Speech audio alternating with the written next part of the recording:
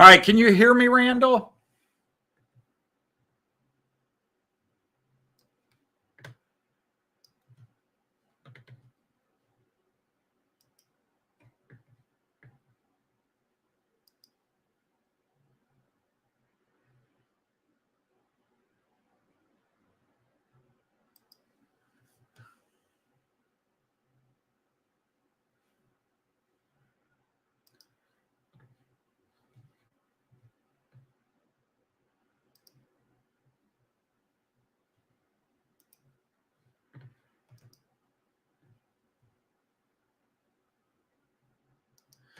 Some folks are chatting in the other. Some folks are chatting in the other stream. Could somebody let them know it's over here? The stream's still active, even though everybody's cut out.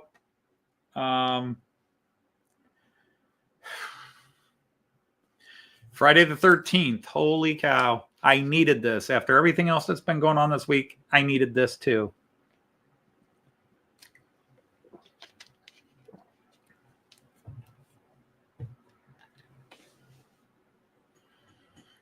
Hi, Lee. Hi, Greg. Trying to sort the best way to work this. I'm going to have to look over at the chat over here. Actually, maybe I'll change screens here.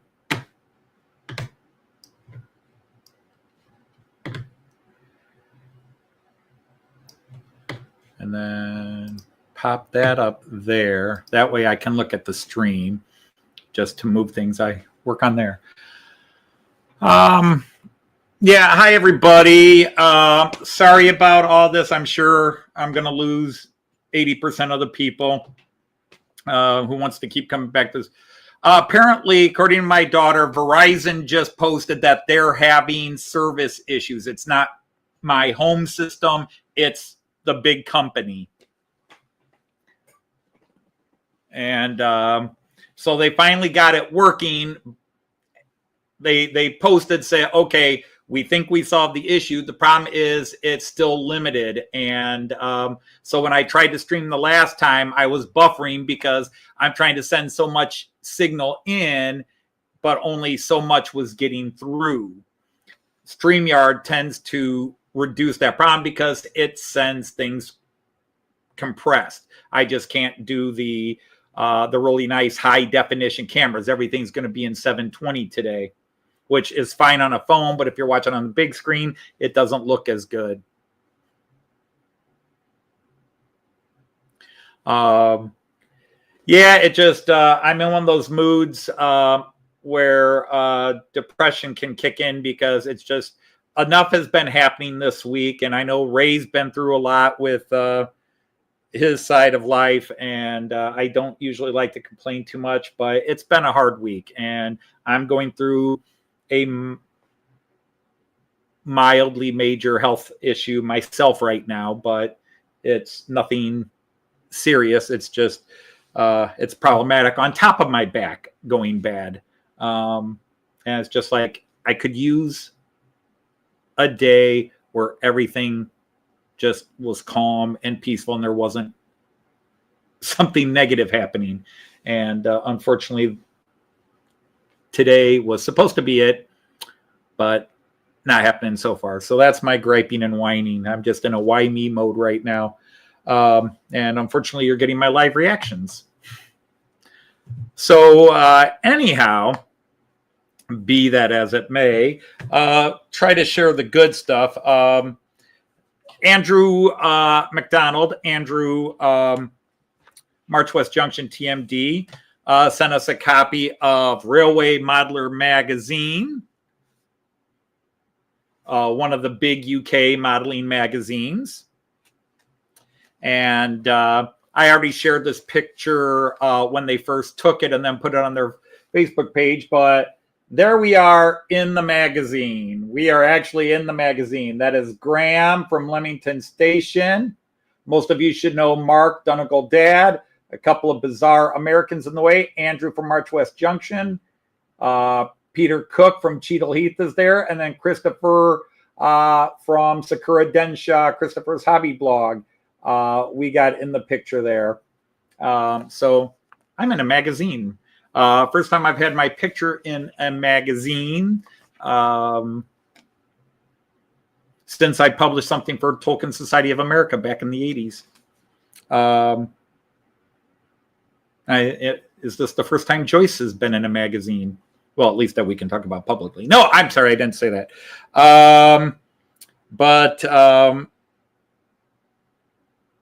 Yeah, so that's kind of cool. So yeah, we're famous, other than none of our names are in it. And I'm not upset about that.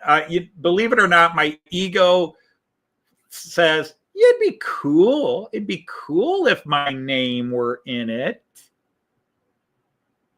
But deep down, it we're not about this. We're not seeking fame and recognition that way. But it's just the caption. Also on display was Inver, Railway of the Month from August 1999, Railway Modeler Magazine. And just, I don't know, to me it kind of implies like Joyce and I have something to do with Inver. That's Mark and Andrew. The rest of us were just clods who happened to be there. I'm sorry, I shouldn't refer to any of my other friends as clods, just the two American clods. But yeah, that's really cool. I'm in a magazine. And then yesterday in the mail, we got this big envelope from Paris and Paul from Smallwood Junction. And they sent us a Christmas card, which Joyce hung up. So it's already hanging up in the living room. And then we had, but she sent a couple of these little picture montage things, which are really cool. So we had the ladies, because Joyce will tell you, she had a great time hanging out with the ladies. Paris and Sue and the others. My apologies. But Friday night and Saturday night, this group of ladies really had a good time together. And so just any of the pictures where we were all in it together, they shared, because Paul and Paris really, we knew their channel, but we didn't know them very well. After Getz, we feel like we really know, because Paris is just, if you get a dictionary and you look up the term free spirit, Paris's picture is next to it. She is just, she's something else. And I say that with all the deepest appreciation and love. She is a spirit of joy and love, just awesome. There are a lot of people in the world like her, but we need to celebrate them more. We need to have more 24/7 of them instead of 24/7 of the few negatives in the world. Yeah, just absolutely amazing. So thank you for those. We will find a place for those. Okay.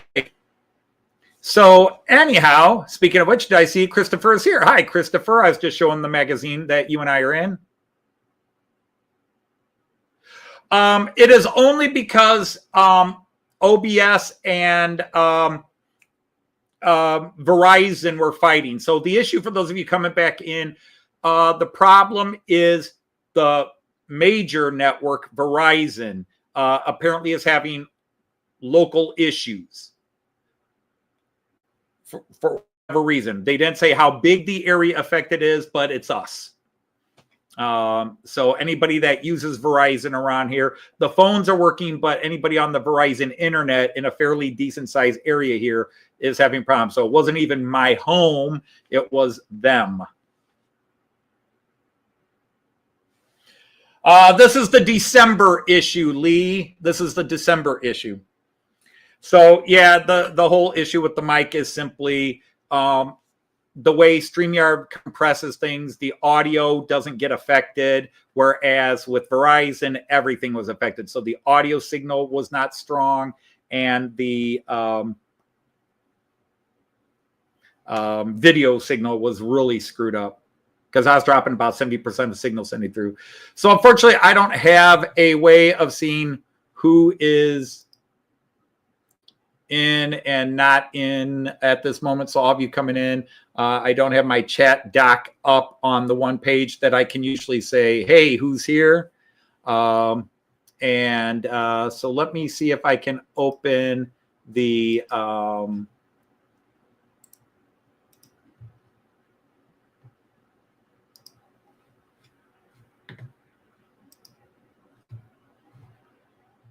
there we go.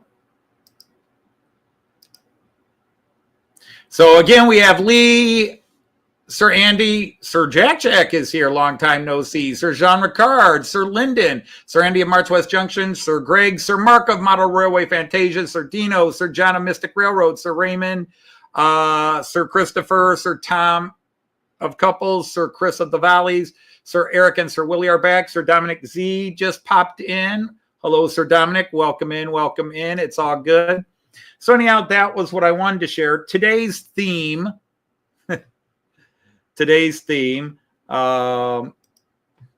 is I went small today. It's my smallest trains in terms of, well, however you want to look at it. So let me go to the 11 lane and let's get some trains finally running.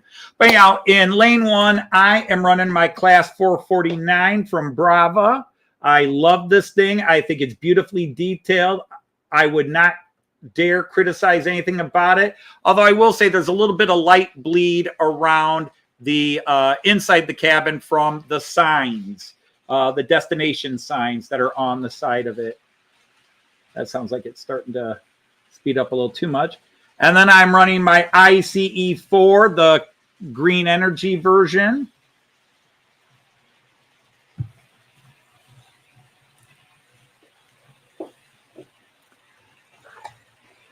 So I hope you guys don't mind small trains and small units today.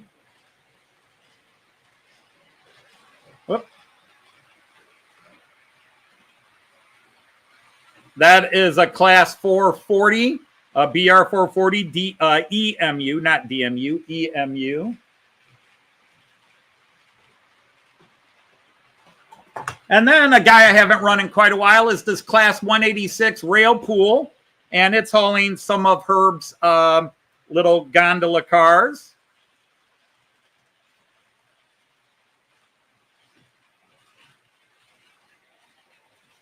Woo, you just cruised by too fast. I think I'm going to slow you down a bit now, fella. We can go slow. We can go slow.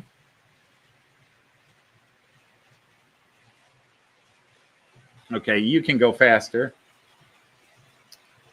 And, oh yeah, I got to go over here now. And then let's get this guy going. That is a class 649. No, I'm sorry, 648.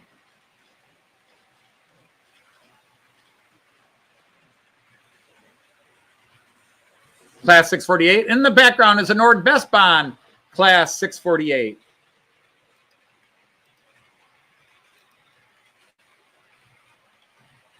So that's everybody in motion. And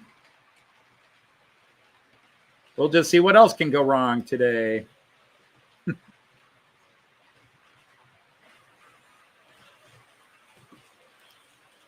All right, so let's see what's going on in the chat. Hi, Alan Reynolds. Yep. And my apologies to everybody for all the hassles. But yeah, Verizon service in our Toledo area and around definitely had issues. So unfortunately, let's get me. There we go. Let me put me on that side. There. Now I'm out of the way. Oh, and I should get the trains on the bottom going. Sorry about that, guys. Everybody distracted. Everybody. Well, I shouldn't say everybody. I'm distracted. This has been a Friday the 13th already. It's living up to its name. All right. So on the floor, these same two trains will be running next week because I got to tell you about next week.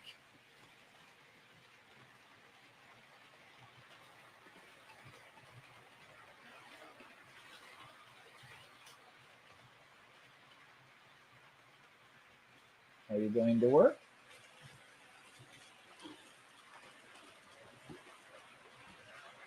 Come on.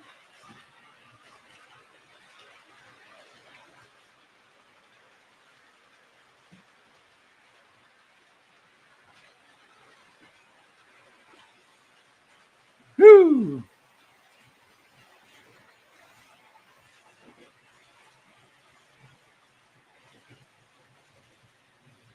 Oh, the Duchess of Sutherland always needs a little coaching. Apparently more coaching than that. Well, let's go to the top while I sort her out.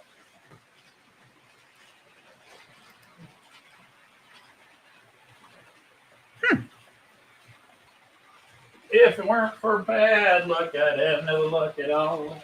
Through despair, the agony of me.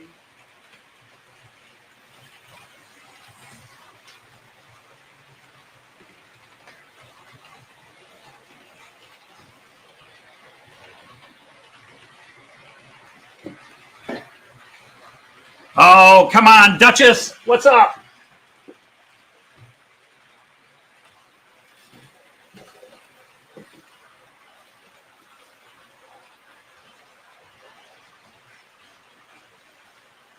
I just nailed the camera too, didn't I? Yep.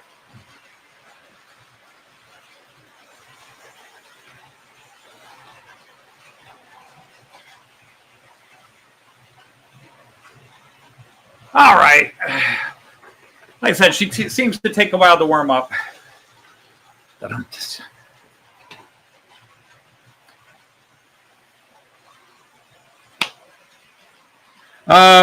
So anyhow, next week is Friday is my Christmas special. Usual live stream, but it is December 20th. It's a few days before Christmas, but the Friday, the live stream before Christmas for the last couple of years has been called Steamerpalooza. So we will have Steamerpalooza 3 next week on Friday, the usual live stream, but it's Steamerpalooza, nothing but steam trains. And for the first time ever, I've got more steam trains than I'll be able to put on the layout. With what I acquired from Herb, I have a lot of steam trains now. It's going to be mad. Mad, I tell you, mad.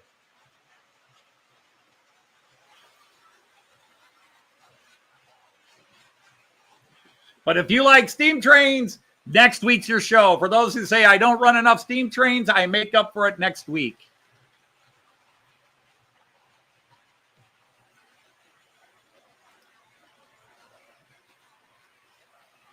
The problem is that StreamYard logo's in the way, but I'm not paying to get rid of it. Yep, all Steam next week. I've got to decide who gets left out. Or maybe I will change a steamer halfway through. Because I've got 3 Class 18s now. I got the Class 01 Christmas train will be running with all the Christmas cars on it. It's under our Christmas tree right now. Kyan helped me set it up on Wednesday. And then I've got the Class 24, the Class 50, the Flying Scotsman, that's 7, plus the Prussian 8. So that's 8. That's 8 steamers, and I've only got 6 lanes to run them next week. So three Class 18s, the Prussian 8, the Flying Scotsman, the BR50, the BR24, and which one did I skip? So 7 or 8. Yeah, I've got 7 or 8 steamers to run next week.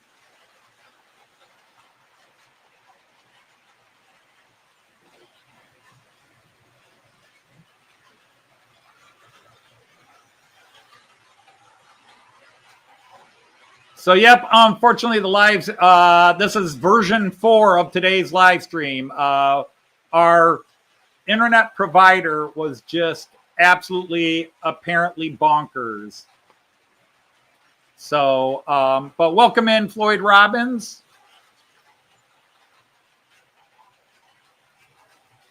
Glad to have you here. Glad to have you here.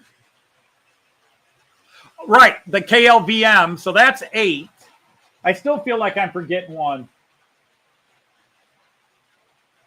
So yeah, eight steamers up above and only 6 lanes to run them on. So we'll have to think of something. But it's got to be Steamerpalooza. We're going to have steams everywhere. And then I got to decide what freight. I assume some beer wagons will show up. I assume a few beer wagons will show up. I don't want to do all beer wagons just because I want to save that for the Oktoberfest. But I might do it because I got this stuff just after Oktoberfest. But that would be the cool bit. Keep the 68 on ice. Yeah, I'm with you, Andy. I get you. I'm excited about that too. A steamer triple header. Yeah, technically I could try to consist them because the Central Station 3 has a consisting thing. You put it in and then it aligns them, but I think you have to have all MFX Plus decoders. And all my steamers have MFX Plus decoders. Do we actually have 24 here? I figured I lost too many. Hey, Sir Carl from Bangotcher Junction, welcome in.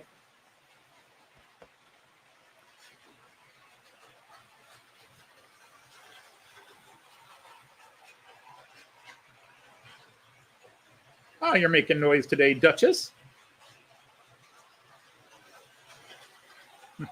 But you're going about 120 miles an hour. The Duchess is trying to show the Mallard who the real speedster is. But I need her cranking up for a bit to get her. Let's see if I can turn her down now.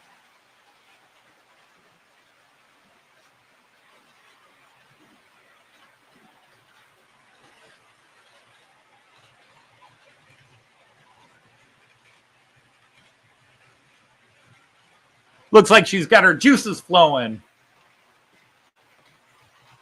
But yeah, let's go back to the 11 lane real quick. Whoop. You got a couple of my favorite little guys here. I love this Nordvestbahn 440 that just went out. And then this guy coming through right now is absolutely one of my favorite models since I bought it. The Brava Twindex Vario Class 449.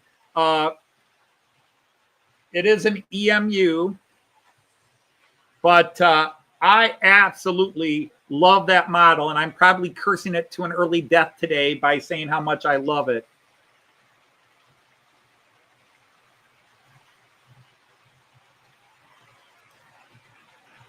But here it comes at you right now, coming up into your face there. Well, not really, but yeah, coming up.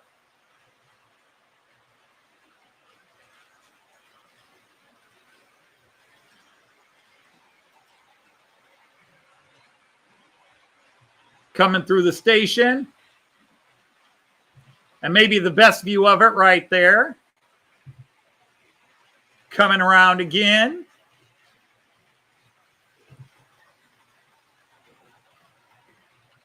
This works better with lane 2 or lane 3. But man, this is a beautiful model. Brava makes beautiful models.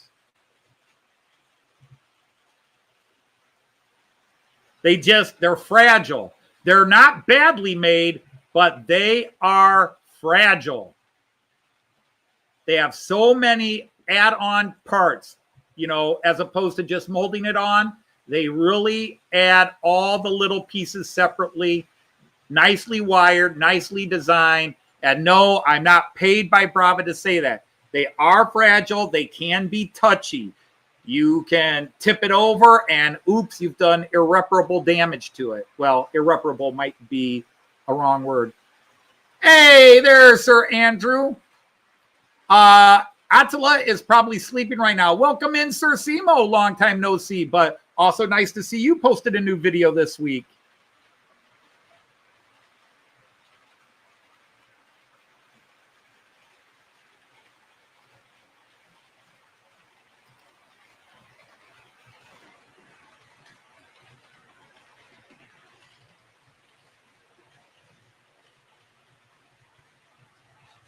But definitely enjoy that. It's coming into your camera again, that 449. Just a beautiful train. This will give you a good side-on view of it. double-decker, no locomotive, 2 control cabs on either end. There comes the ICE4, so you'll get a decent shot of the ICE4 coming around. And Deutsche Bahn just released initial designs of the ICE Class 5 to be expected on the rails within 10 years. That's right. This Sunday is Sidetrack Sunday's holiday special. I don't know that any holiday special would ever top the one from a few years ago. That was just absolutely hysterical. I had my part in that too.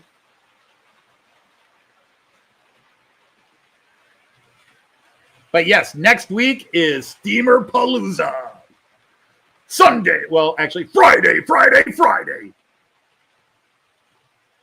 Yeah, that is initial design. I'm sure it'll go through changes, but yes, it's basically a hybrid in design between the rounded nose of the ICE3 and the flatter, squarer nose. It's like they picked something in between.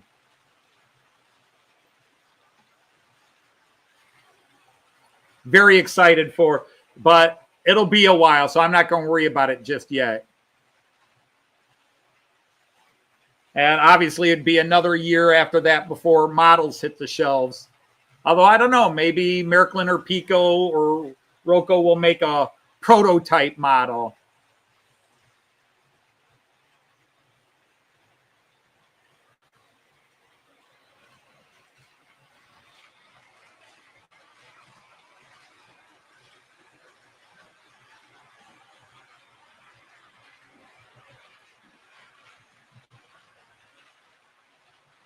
No, I have not been drinking too much. You missed the aggravating start to the show, and I'm trying to cheer myself up.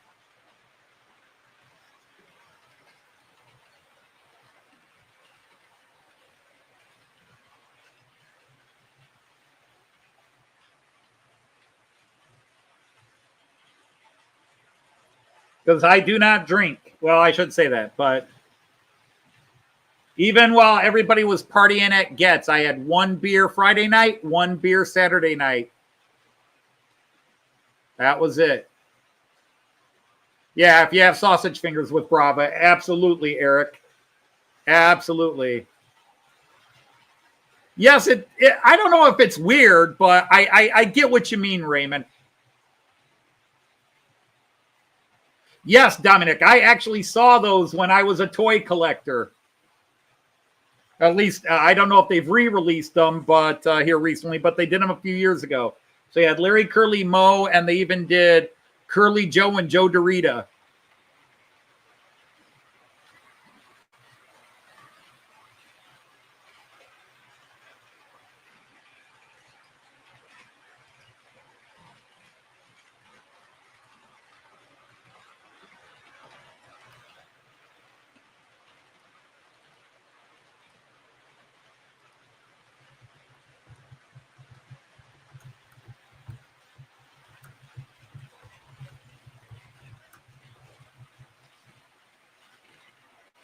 Internute? How about internet?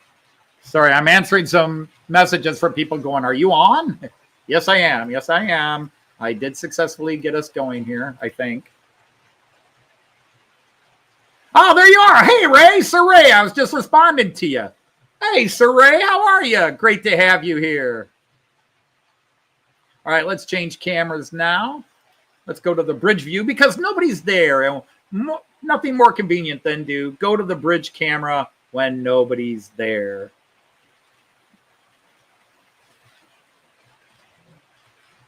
But there, we'll get some guys coming through.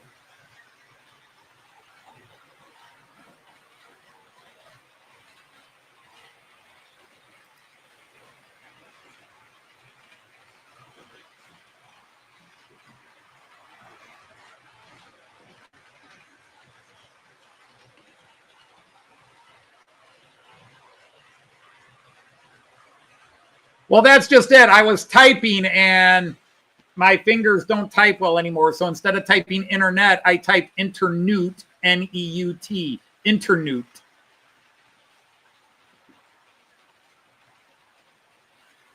Apparently it's the web for lizards, the internute. Speaking of puns of animals, did you catch my reply to your comment about things being fishy there, Hot Dog Pilot Andy?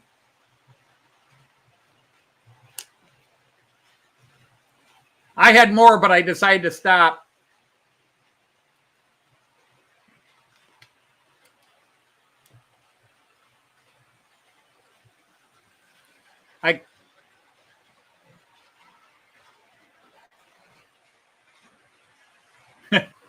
She turned me into a newt. I got better. Mom's working the train. Mom's working a train, and you're watching Anthony. That's good. Although, you should watch Anthony's trains instead. And 2 different Northwest bonds. Notice the different yellows. Same company. No, I'm sorry. Pico and Merklin. 2 different companies, 2 different versions of yellow. Who's more accurate? Which yellow is more accurate? Of course, Nordvest Bond did a special version of the 440 that was in brown. It was a brownish color. I've got pictures of it. It was a brownish purple. And I've got pictures of it. It was, I think, 2019. Joyce and I saw it in at Bremen train station. And Sir Graham from Leamington is here. Nice to see you, Graham.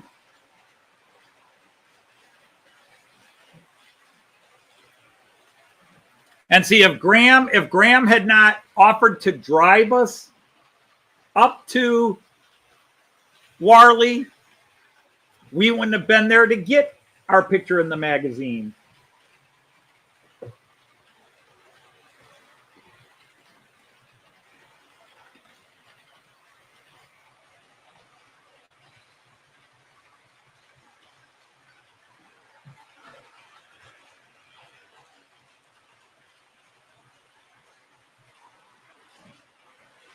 Well, yeah, I mean, but let's assume both are clean as they are here.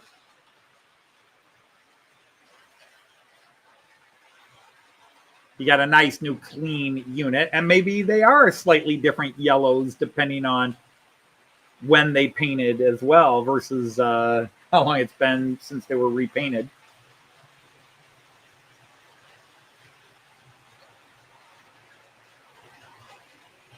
But yeah, it seems the Duchess has settled down. Now she's running just fine. And Sir Randall says he's back now. It is. And sometimes, Sean, it comes down to licensing.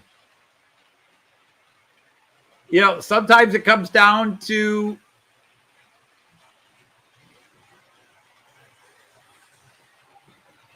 the company that designs the color will license the railway company to use it, but they won't license the model companies to use it.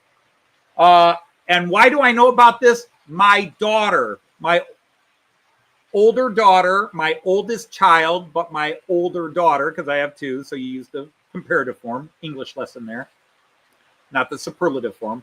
My older daughter, my oldest child, she works in the art and design industry. And for example, when she's designing a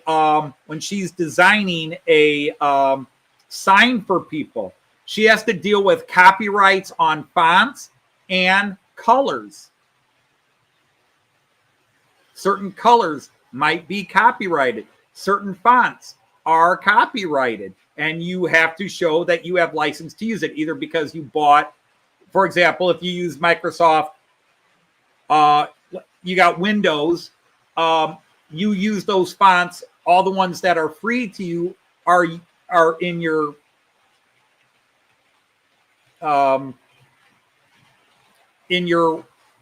Microsoft Word or whatever word editing program you use. But part of your contract is that that is not for professional use.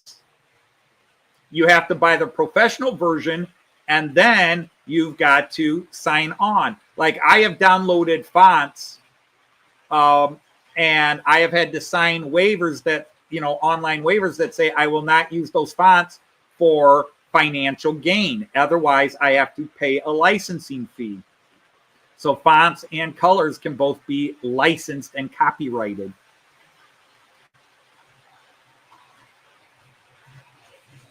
Oh, that's good to hear. You built the Metcalf kit.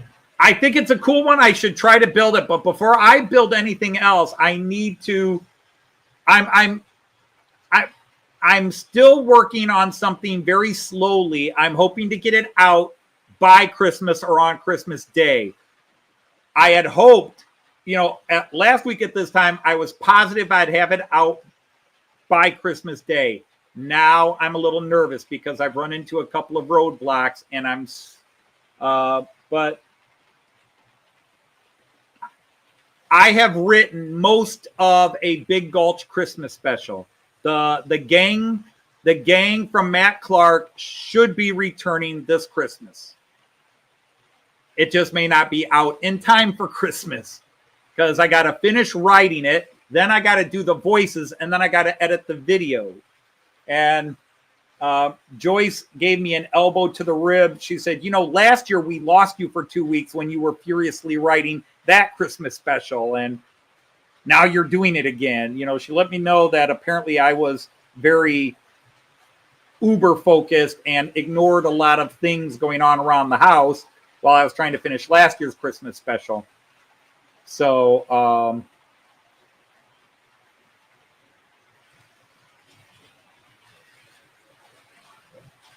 oh, that's interesting, Andy.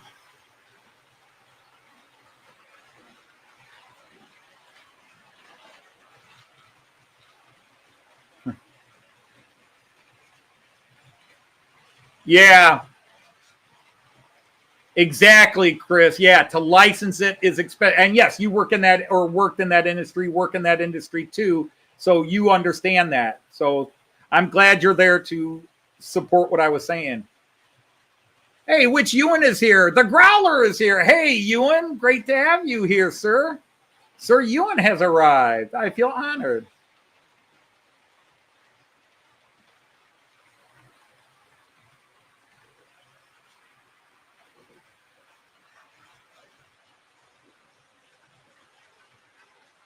Yeah, now the thing is Andy 81E. Now I don't know Polish laws, but international law, you can do what you want to something at home as long as you're not selling it.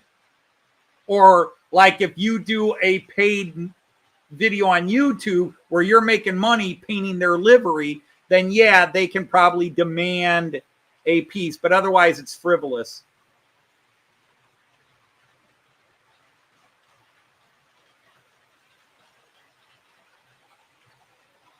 But I am also anxiously awaiting. There's a contest form. Yep, there's a contest form. Hey, Ray, can you post a link to maybe the one on your page? Or post a link to the Facebook page? It'd be faster than me trying to scroll to it real fast.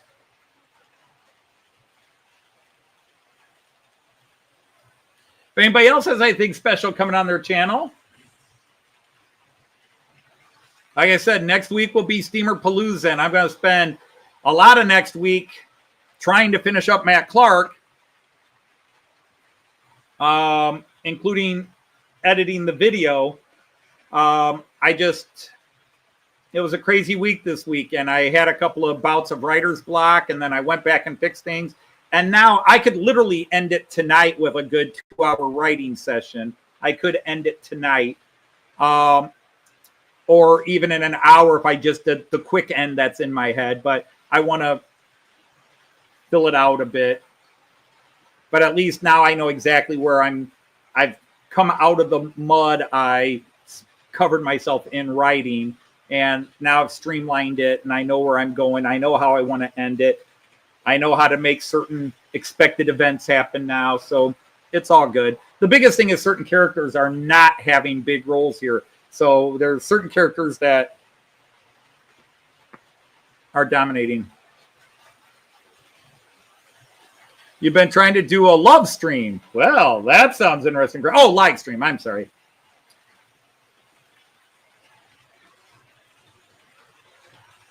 seasonal commitments. Hey, Sir Dave the Kiwi. Hello, hello.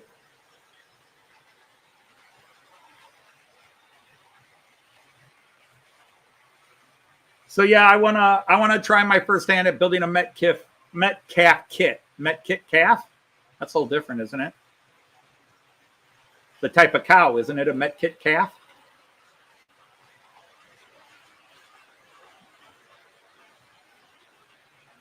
What other animals are their young called calves?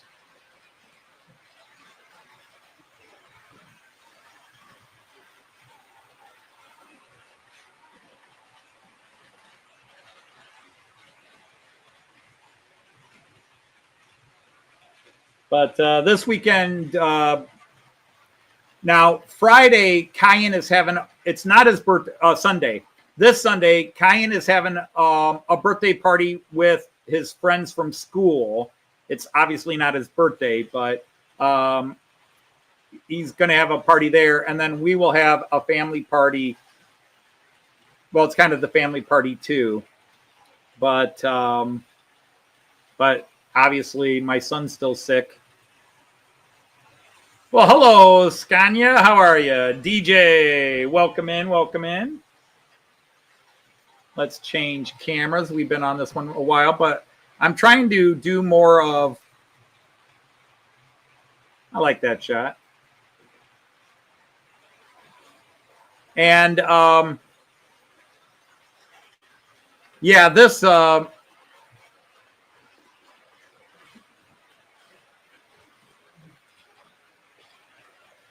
nobody's here.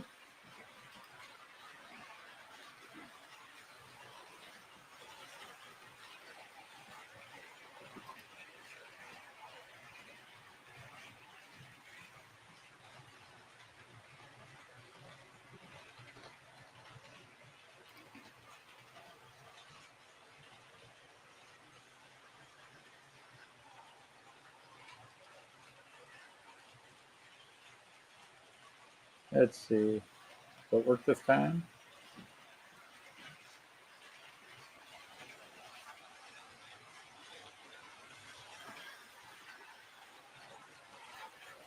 All right, now let me see if everything's set to go. I just want to show something because obviously I have been working on the reveals, the Fowler and Noak Advent Calendar reveals, putting up the daily thing. I try to keep them less than 3.5 minutes long. A couple of them went closer to 4 minutes, but I try to keep them 3 to 3.5 minutes long. But for those of you who don't understand why I talk about warthogs and deer, okay, why I talk too much about warthogs and deer, since I got 2 warthogs and 1 deer so far in the calendars. Let me demonstrate this to you, and I will show you why. Oh, why is my camera video so bad? Because it's going through OBS and OBS is struggling. Uh-oh.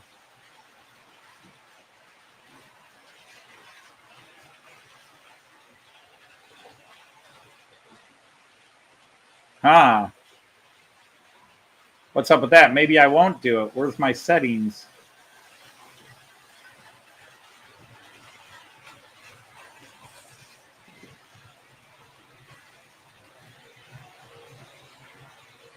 All right, maybe I won't show it, but yeah, if you look right here, there are 3 of the 6 warthogs.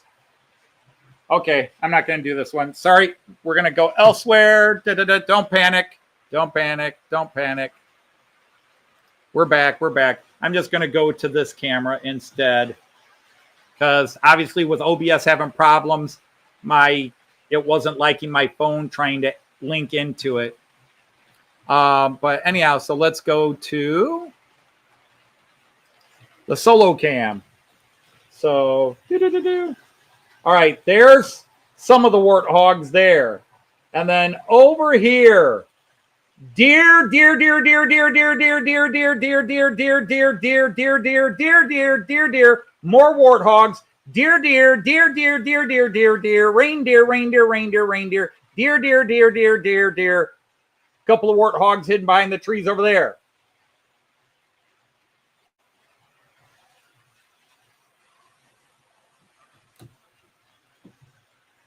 I have a lot of deer. I have so many deer, I'm waiving the numerical restrictions on the hunters. They can take out as many as they want.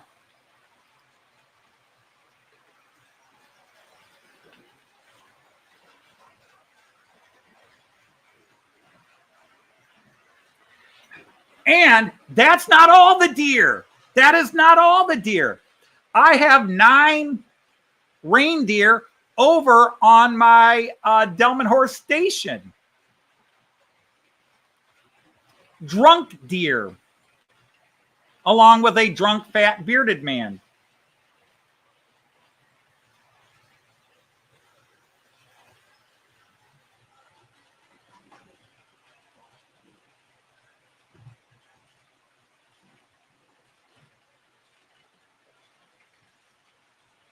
Yes, I'm hoping the hunters will solve my problem for me, Jean Ricard.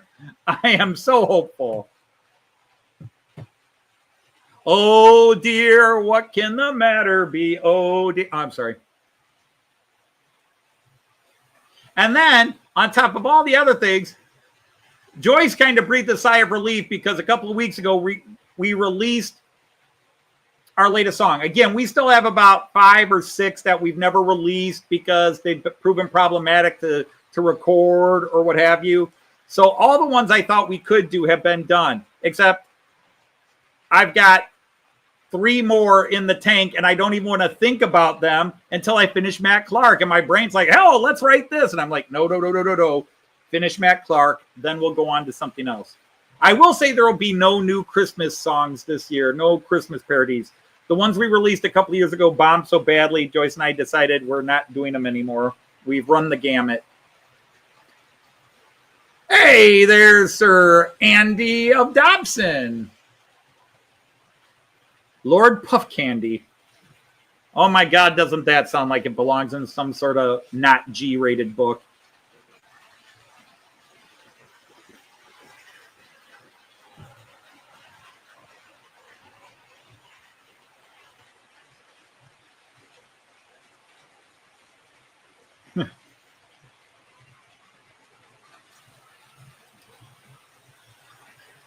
Oh, that's not a cool song suggestion. That's just a statement of fact.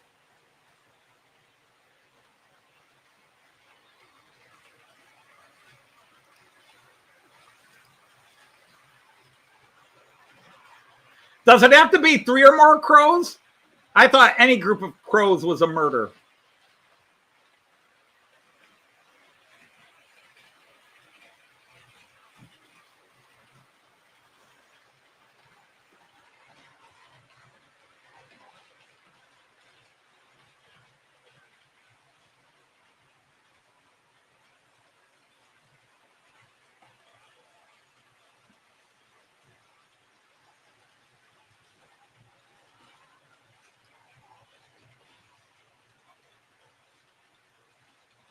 If you have 2 groups of crows, then it's a double murder.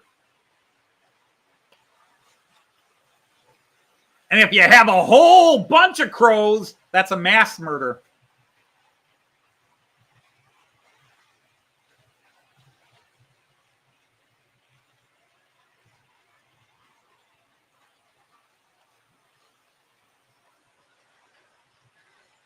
And if you have a bunch of crows tearing apart boxes of Cheerios or Weetabix, that's serial murders.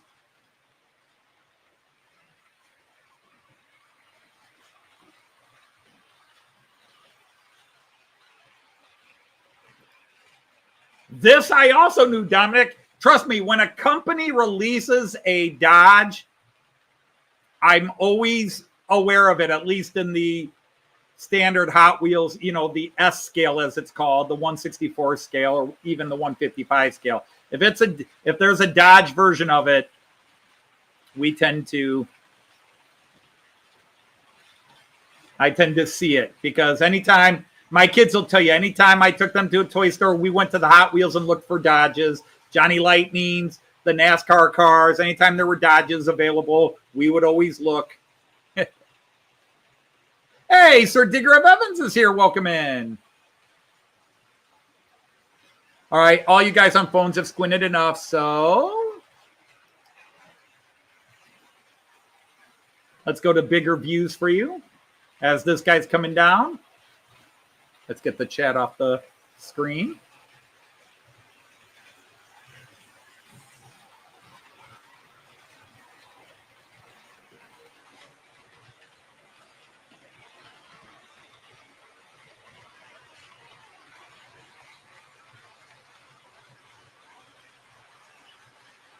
Now, see, the funny thing is, StreamYard would also have been crashing if our internet crashed. So apparently they fixed our internet, but now we'll have to go back and see why I can't live stream through my OBS at the full 1080p I usually broadcast in.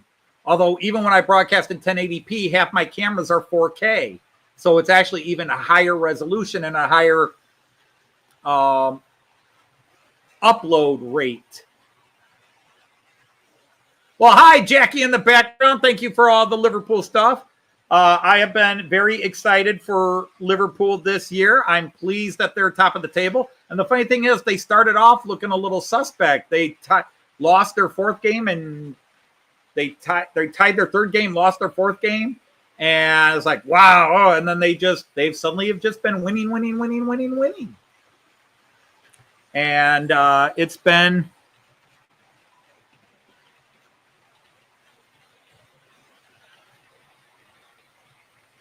Chelsea to win the league. We'll see. My problem is the last 3 seasons, or 4 of the last 5 seasons, Liverpool's been in first place at Christmas. And then they collapse in January. They have a bad January and February, and then they play like hell the rest of the season and finish second. Although I think last year, didn't they finish, like 2 years ago, they really collapsed and finished like 5th or 6th. And then last year, they were 6 points up on Man City at Christmas. And then they just had an awful January. And I blame a lot of it on Klopp. I really think Klopp did not motivate his players. And he also, goes with certain players and didn't play other guys that should have been playing. Everybody will question the coach, the manager, the trainer, the different guys in charge in any sport. But I really think Klopp's system and style had worn out. And I know this because I watched Klopp coach at Mainz and then at Borussia in Dortmund. And he had the same thing. He comes in, he wins, but then the longer he's there, he starts to have his guys, and he will play them even when they're not doing well, and the team starts to slide off. And he'll trade away great young talent to keep his friends around. And he had a great run at Liverpool.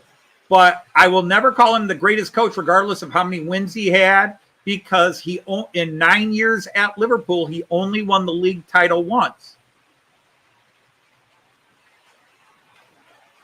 Even Benitez did better than that. And then you had, Liverpool went 30 years without winning a league title.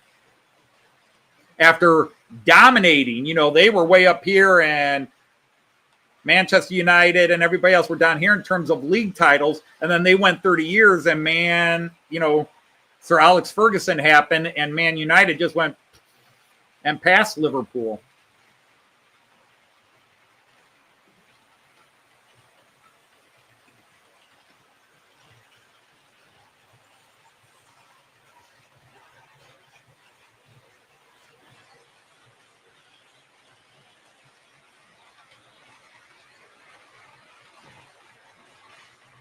Yeah, Graham, StreamYard compresses it.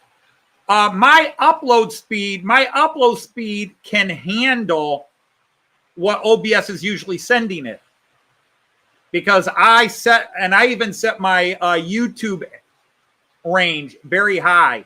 So I have where I can do 100 upload, and I'm only sending 10 from OBS, so it all goes through. But yeah, I don't run all those cameras at 4K because I compress them down to fit the screen. Like this camera is a 4K camera, okay? The camera you're looking at now, this is a 4K camera, but it is shrunken in to fit the screen on OBS. So yeah, it's not broadcasting in 4K. But still, when 4K broadcast, even at 1080p, because it's pixels, more of them, they're sharper. And I had tech guys explaining this to me, that 4K in 1080 looks sharper than 1080 at 1080.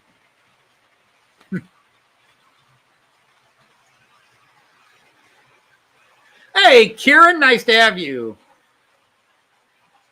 My next trip to the UK, if I don't want to buy before then, I still want to buy a 94 in honor of you. You're one of the good guys on the net, along with a lot of other guys. You're one of the good guys on the net. We don't chat like we used to. I kind of miss yakking at you in the old days on the old streams, but life happens. People get busy, change houses, get married.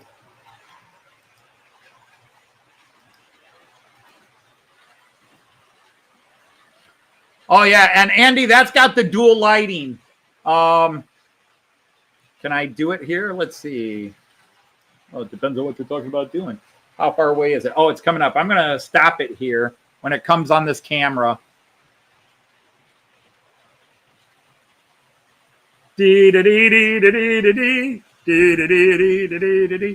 I order you to stop, ICE4. That, go a little further, little further, little further. Right there. Stop, stop, stop. Now, if I hit this button,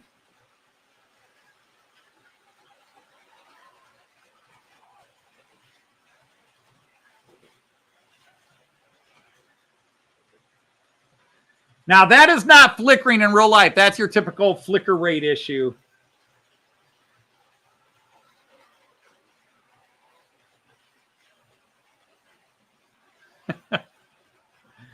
I'm sorry. That's the type of tech that is why I'm into trains now.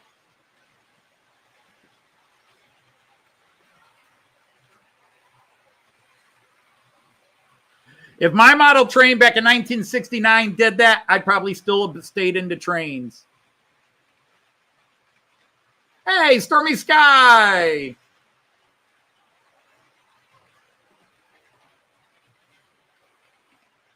Yep, all the ICE4 models from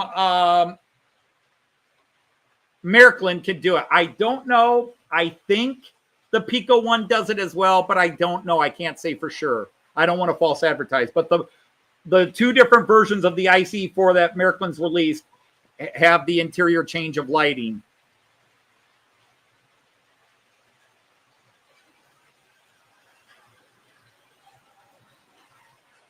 Well, let's go to a camera where there's trains.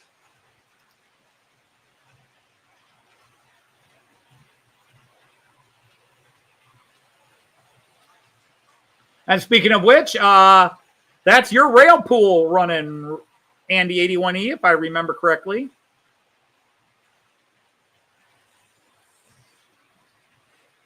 There you go. Now you got that.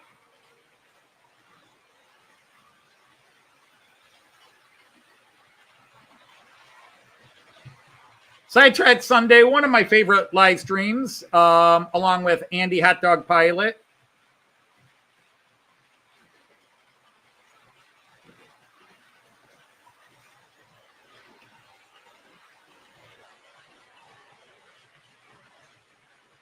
Sidetrack Sunday, I've been there since I've been a viewer and a fan since the beginning, at least when it went to the 5-man rotation, or 4 to 5-man, which I guess what we'd call them the original team, with Heath, Rick, John from Schuylkill River Valley, Ray, and Jason, the train freak.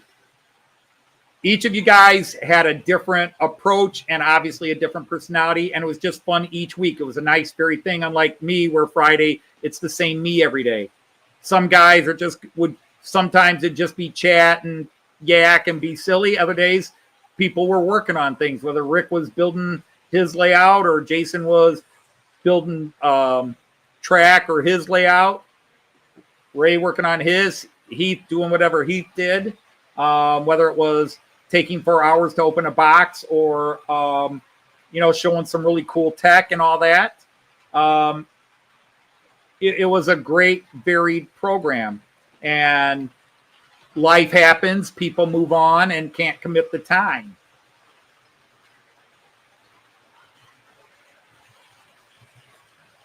And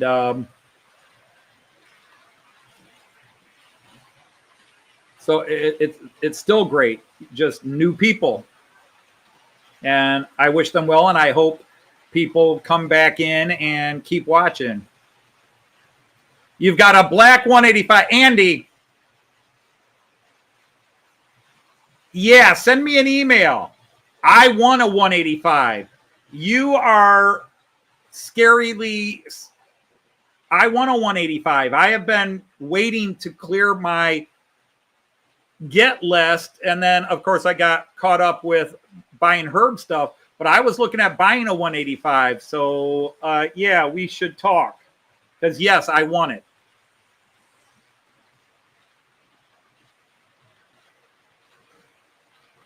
I have wanted a 185 for a while, because that's along with the 218s, the 185s are kind of one of the old guards, especially a freight hauling.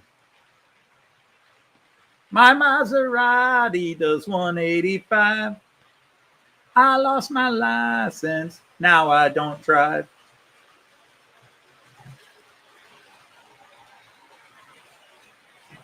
I ride in limos, sit in the back. I lock my doors in case I'm attacked.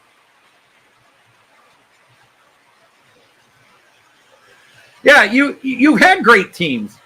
But it's like anything, when you have the originals, okay? When you have the originals, there's something unique about that, especially when that's how they rise to fame. Nisi did a great job, but obviously things have happened and Nisi really can't commit to it. Rick, things are happening, can't commit to it anymore. Like I said, I am coming up on 250 episodes, 250 straight Fridays of doing the show without missing, and that counts trips overseas. And yeah, have I done like a quick 1 hour stream just to keep the streak intact? Yes, I have. But I'm proud of the streak. It's a mild accomplishment. It means nothing in the greater scheme of things. Nothing will ever be written that Anthony Dodge made 250 straight live streams. Although today tried to ruin the streak, but I did get started. So I'd count a 10-minute stream as part of the streak. And I would have made up for it tomorrow. Hey, Sir Curly, Sir Dwight of Curly, how are you? Your channel is 10 years old tomorrow. Now, I have been on the internet for I've been on YouTube for 16, 17, 18 years, but the channel Model Train Outsider did not get its name until 2018. So the channel is only 6 years old. So this channel is only 6 years old. Very mature for 10 years. Yeah, he's got quite a bit of facial hair for somebody who's only 10. I'm only 3.5 years old.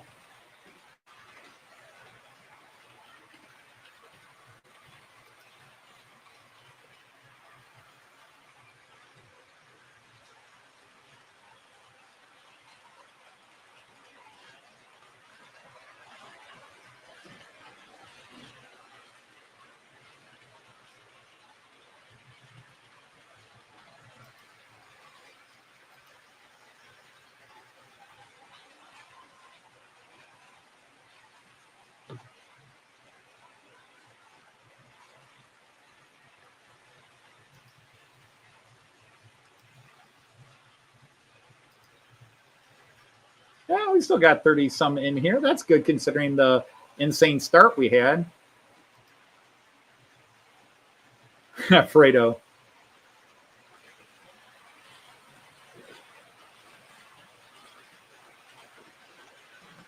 December 25th, 2026. Are you watching the Dodge Z? Heck no, we're not filming that. It's a very disturbing picture. It would be an epic film of gluttony and insane conversation and food and lots of turkey and ham. Might even be warthog then. Hopefully I'll be done with all my warthogs by then. And that's 2026. That's nothing to say about 2025 here. I'm just hoping the whole family's healthy for Christmas, since we didn't get together for Thanksgiving. That was really sad. That was the first time ever our family was not all together on a holiday. First time ever.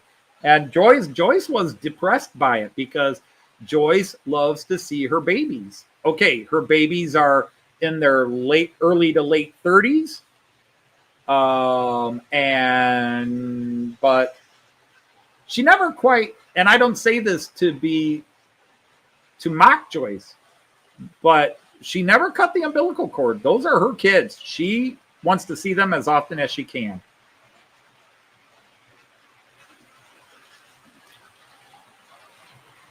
But December 20th, a week from today, as long as the internet isn't doing crazy, even if it is, we'll go to this. We will be doing Steamerpalooza. And I got to decide which steamers get first dibs on the layout, because last year I had 5 steamers. Last year I had 5 steamers that could run on the upper layout. And only 1 steamer on the lower layout. The Mallard, the old Mallard that now Andy has. The new Mallard is down there running.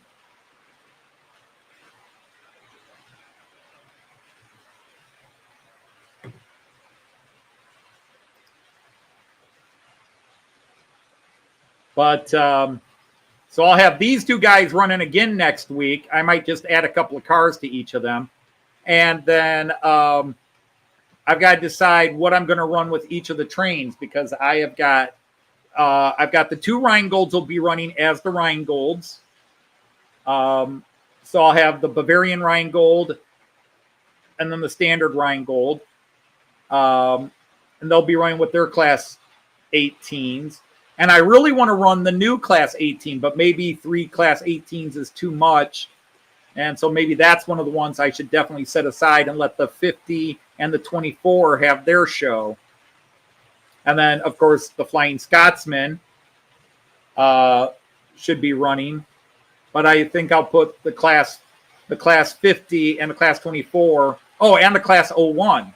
So the class 01 will be on lane 1 with all the Christmas wagons from Maryland that we have. And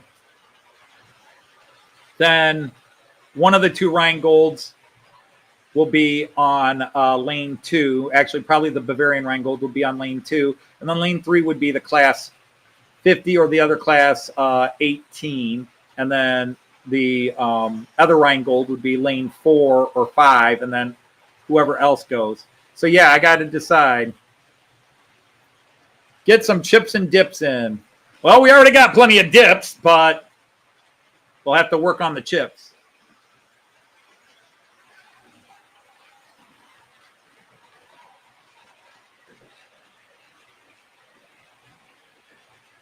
Sent me a pic and a vid of the 185. Okay.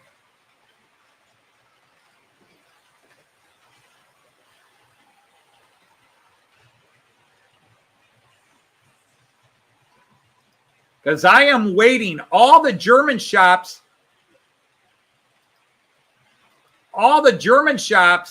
got it in. The new Maryland 249, the BR249, the dual mode Vectron. The German shops all have them in. In fact, some of them are already sold out. And usually those special releases usually are released in the United States very quickly after they get, like, they send them all out in a way that the American shop should get them about the same time the German shop. So I'm waiting for Renaud's to say, we got it in.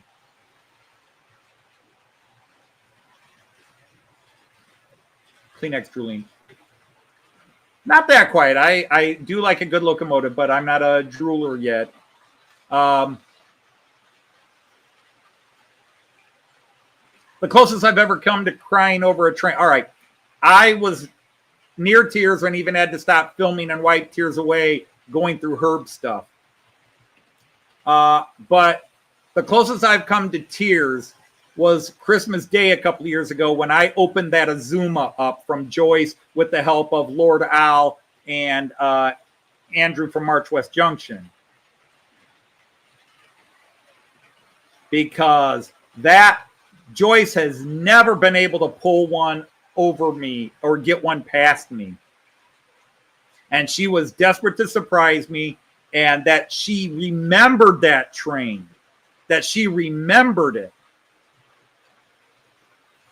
And maybe she made that plan there in the UK when, like, for the third time in a shop, I said, look, honey, it's the Azuma.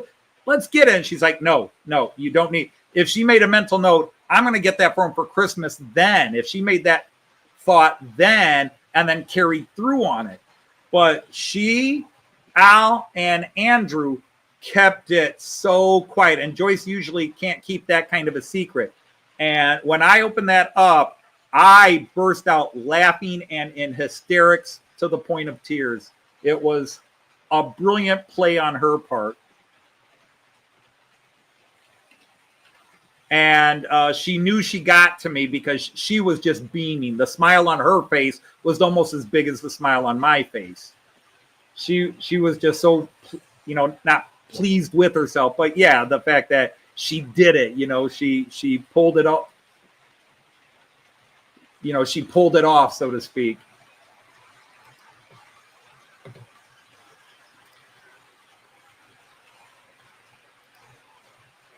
Da, da, da, da, da, da, da.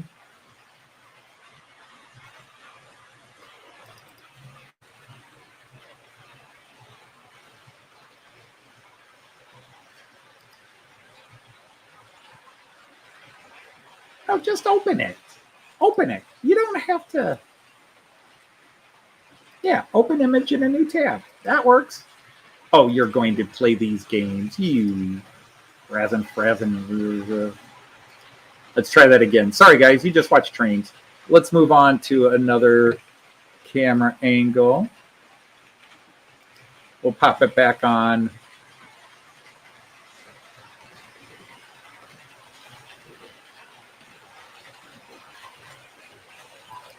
Now let's go with that one. It's a slightly clearer picture, and I'm not in the way.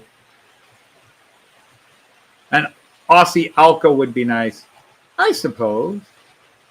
You want an A4 Class 66 and a Japanese N700 and an Aussie Alco.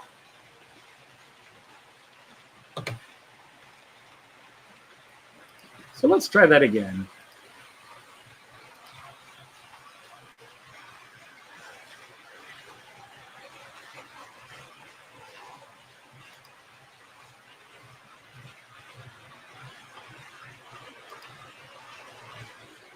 My computer upstairs will just open these, but nope, not this one.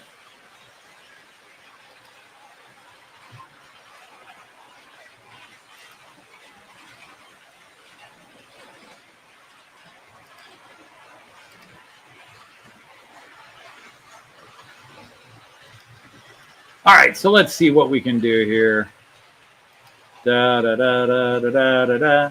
Da, da, da, da, da, da, da. I'm just ignoring you all right now while I look at pictures I'm being sent. There we go. That's the one I thought you were talking about. The MRCE. Oh, I like that. Yep. Yeah. That can come to my house.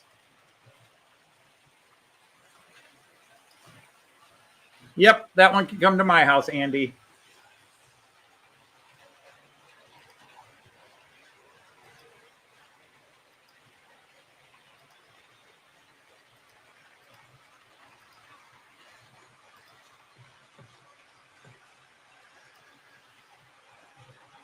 Hallo Willi!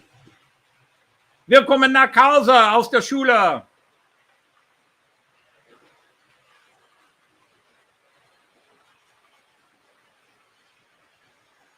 Yeah, still no middle Rheinbahn models. And I want one. I've ridden middle Rheinbahn many, many, many times. And they could do it as a class 649. Or I'm sorry, I keep saying 649 because of the 449. 648, class 648, or even a class 440. I've ridden them both. Or even a 462. I've ridden those. A 650. I've ridden middle Rheinbahns in the 650 style. So yeah, I have never seen a company make a middle Rheinbahn. It doesn't mean somebody hasn't made it, but I've never seen one from Märklin, Pico, Rocco, or Brava. So I don't know if middle Rheinbahn refuses to license its livery or no, everybody says, good, buy it. Wow, Andy. Well, hello, Sir Clive. Thank you. And welcome, British Railways enthusiast. That is a new name, I think, or I'm just forgetful.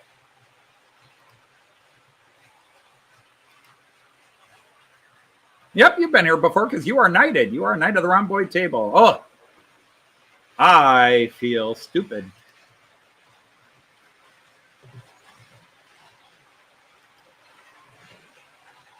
Sorry about that. Just absolute brain fart. But it's been that kind of a day and week.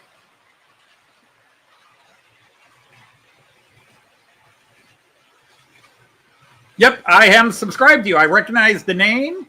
Just could not remember if you had been in this live stream before. But you are knighted. You're blue, which means you have been. I just couldn't remember it, which is bad on my part. But again, I want to say a special thanks to Dino for modeling the new Knights of the Rhomboid table. He got the black one, which just looks spiffy. Joyce got the black one too. I've got so many black t-shirts I want for a different color. But yeah, the Knights of the Rhomboid table t-shirt.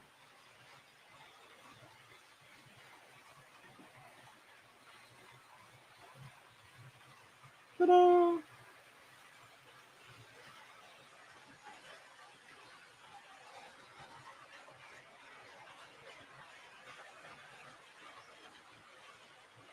Oh.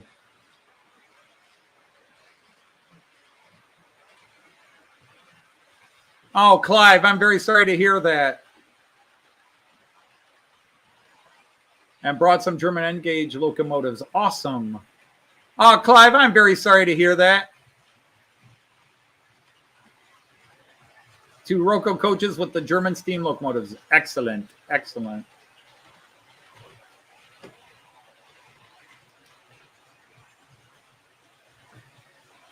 That's cool. That is, you're off to a rousing start.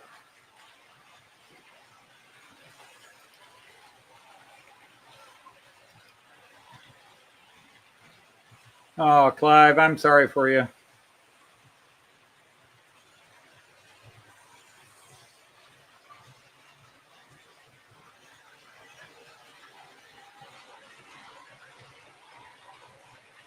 Hey, Sir Brian of Finnerton, great to have you here.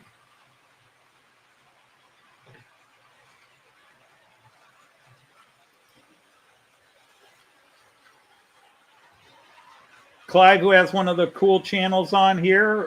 Yeah, we all send our condolences to you.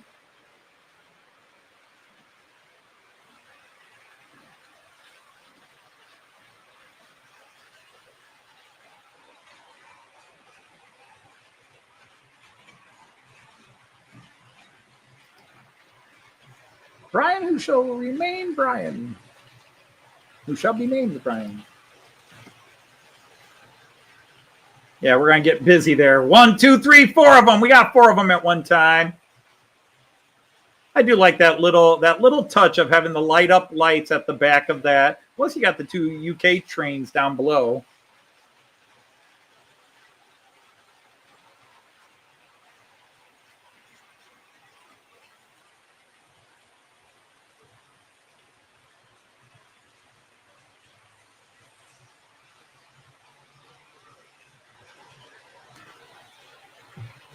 couple of more coming through. The guys that didn't come through earlier. Now we're going to get 3 passing here. 1, 2. The Class 440s trying to catch up with the Class 648. You'd see all of those at Bremen. Freight train, a 440, a 648, except you'd see 3 or 4 648s linked together. Merklin sells versions of the 648 where you can double or triple them up to make a true consist. Unfortunately, the models are very expensive when you find them. They were, I think, in my opinion, overly priced, because basically they were charging you for the price of 2 fully working locomotives, or I'm sorry, DMUs, but only one of them was working. The other one was a dummy. Well, hello, Monsville. Welcome in. Yeah, that MRC E185 would look very cool pulling the container train.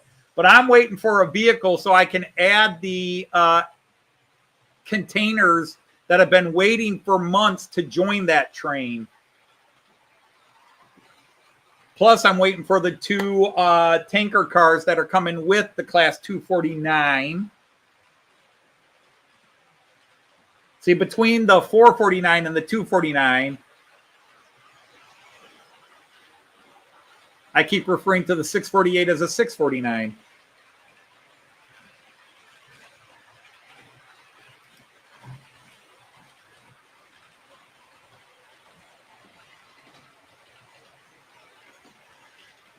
But like this 440, I've ridden on 440s many, many times in the Nordwestbahn livery, just like that. I've ridden on them many, many times over the years.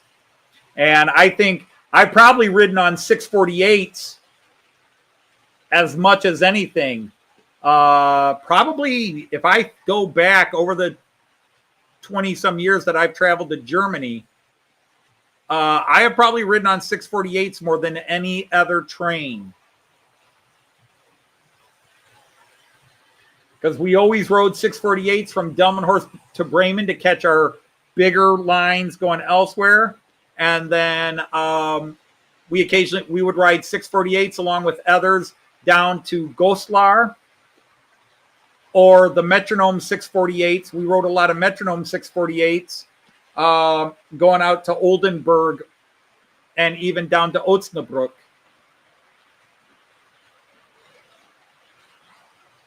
No, it was Nordwestbahn 648s that went down to Osnabrück, not Metronomes.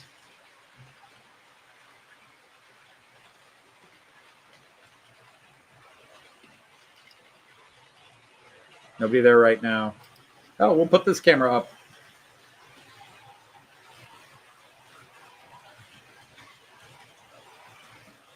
Yeah, I always get asked that too. If I take a box in, they always ask me what's, and like, to be honest, most of the times I send model train stuff, I'm sending it overseas. So I have to fill out the paperwork and itemize every little bit.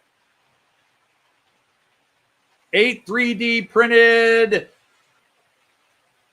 passenger coach interiors.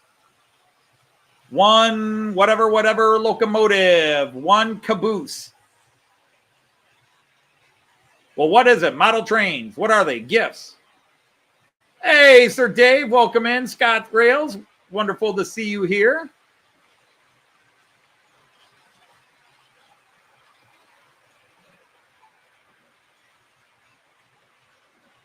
Waiting to hear from Wifey Poo.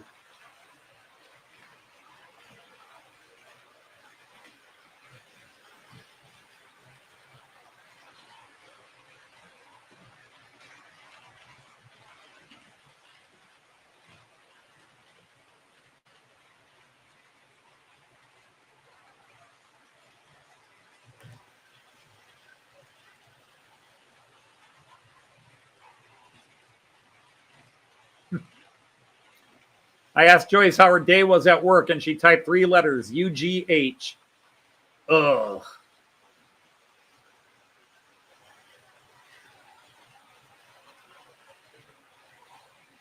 She's still at work.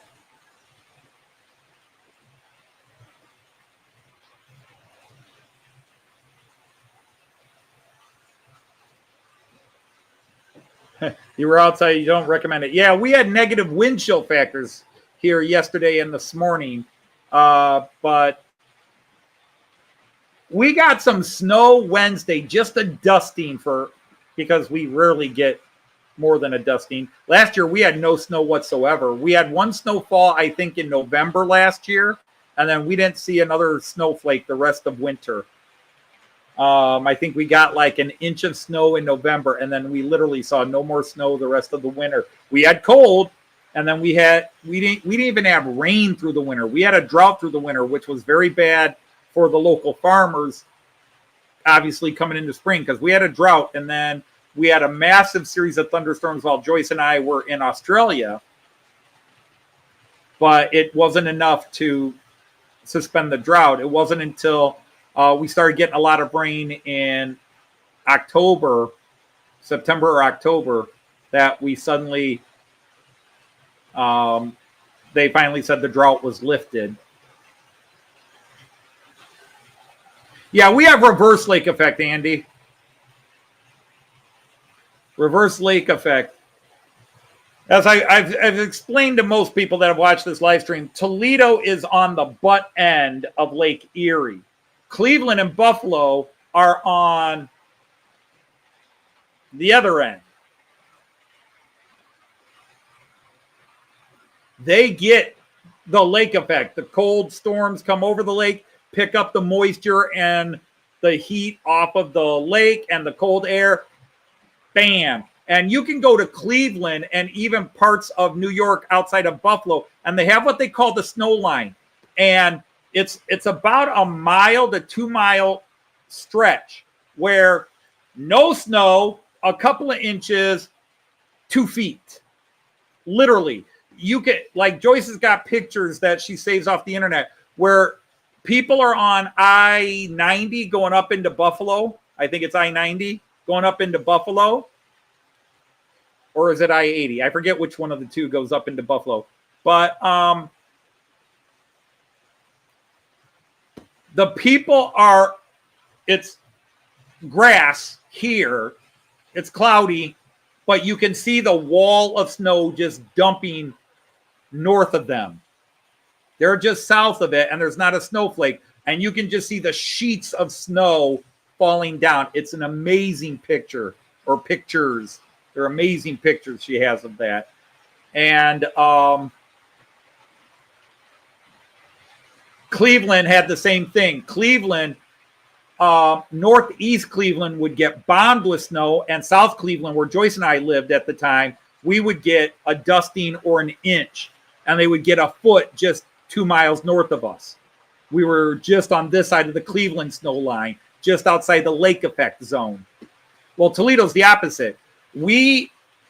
Toledo's in a bit of a bowl right at the butt end of the lake. We're in a bit of a bowl, and it creates a pressure, an air pressure, so that these storms that come west to east or southwest to northeast, even northwest to southeast, when they hit Toledo, they just hit that air, that ball of air, and they split. The only time we really get dumped with snow is if the system is going pretty much south to north or due north to due south. If it's moving northwest to southeast, we'll get some. If it's northwest to south, southwest to northeast, we'll get less.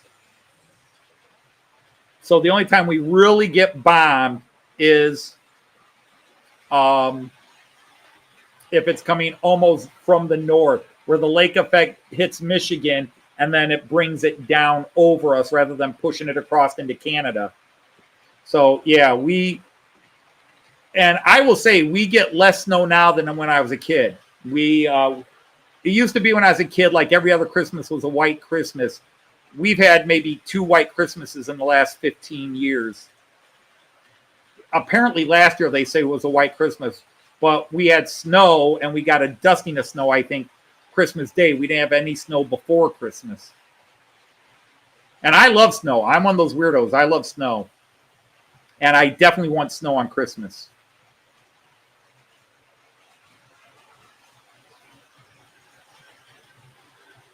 You've only ever been to Buffalo in the USA. Yeah. Lake Effect starts from your house and heads east. Yeah, because that's right. You're in Hamilton or near Hamilton, like Mississauga or whatever. You're somewhere in Hamilton. So, yeah, you're kind of on the butt end of Lake Ontario.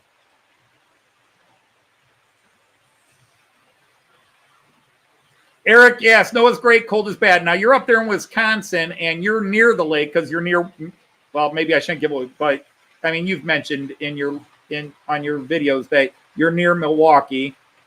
And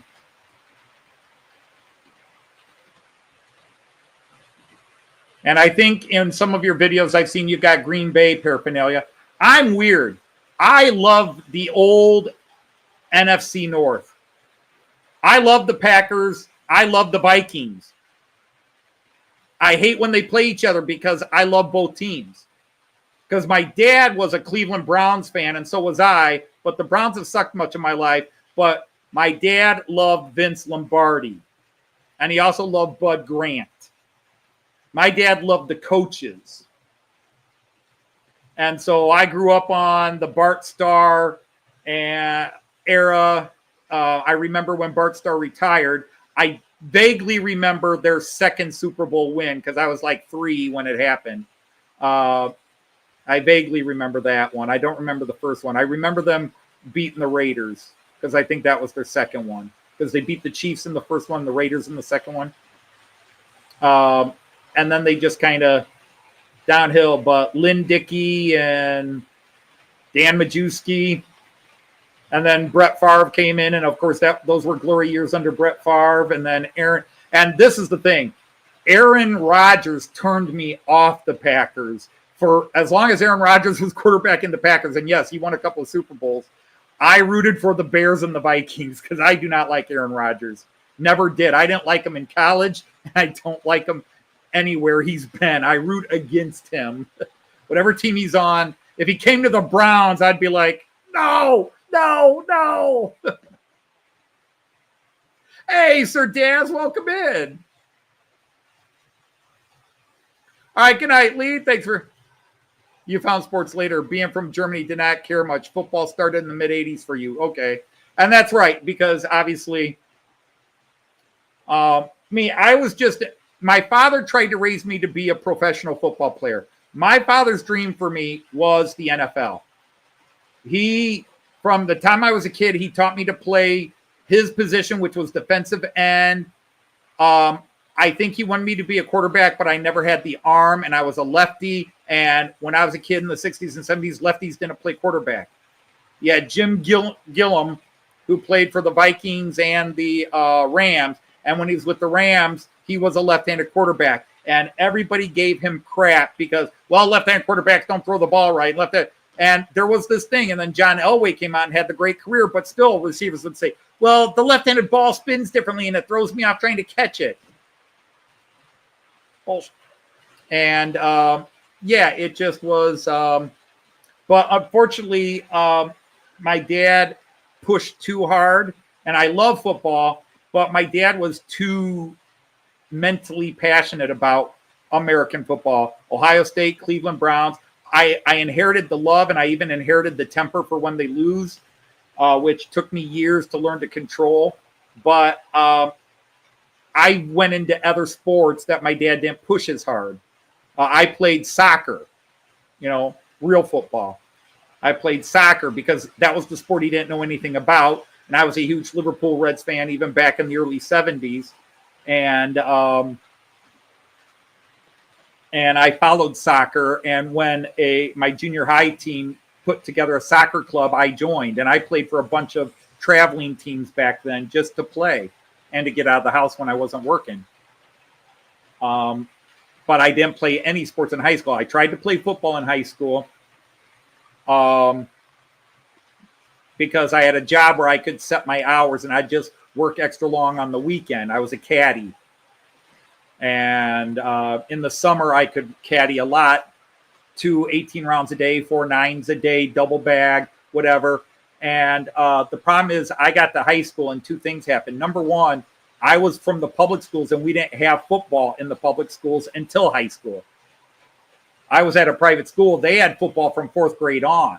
So all these kids came in, they knew football. Now, my dad taught me the plays, but until you get your coach's playbook and says, here's how you do this, here's how you do that, I was way behind. So I was like third string defensive end and linebacker on my freshman team. Yeah, we had so many kids playing football. I was third string on the freshman team.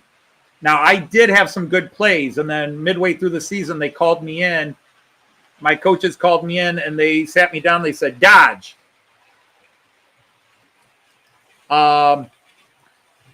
is there something you haven't told us about your health? And I said, no. What do you mean? They said, you don't have any health concerns that you shouldn't be playing football. No, my doctor said I could play. And they had where my doctor signed off. And they said, yeah, but we're going over your medical files. You have one kidney. Yeah, I have one kidney. You can't play football. We can't risk you taking a hit, blah, blah, blah. And I was dismissed from the football team. And that was the end of my career. And my father, when I got home and told him I was off the team, he exploded at me. He went nuts on me. What a failure I was. What a loser I was. Because I was born with one kidney, by the way. And, oh my God, he went off on me. It was so ridiculous. And the stupidest thing I did was I said, well, it was your damn DNA that caused me to be born with one kidney. Yeah, I picked up my teeth for a couple of days after that.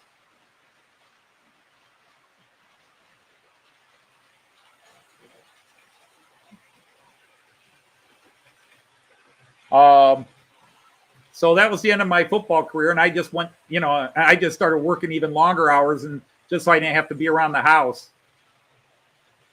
It's like, damn, it was a physical thing. It was like nothing I did. I mean, he was already upset I wasn't starting. It's like, Dad, I'm trying to learn the playbook, but I also have homework to do and I work. Remember, Dad, you're not paying for this school. I am. I have to work to pay for this school because it's a private school.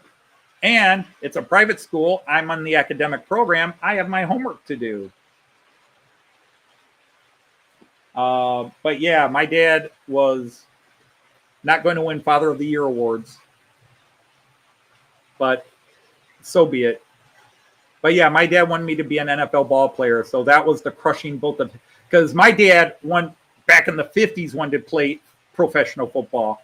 And he was supposed to go to Ohio State, but he got drafted and went to Korea right after he graduated high school. He got drafted and went to Korea, and he lost an eye in Korea, and that ended his football career. When he came back, the one eye was too much of a, we can't. So he never went to college. He didn't even use the GI Bill. He never went to college. He decided he was going to race motorcycles and cars most of his life. And then he met my mom, and then that changed his life. But so that was the nuts, little bit insight into the guy you see before you now.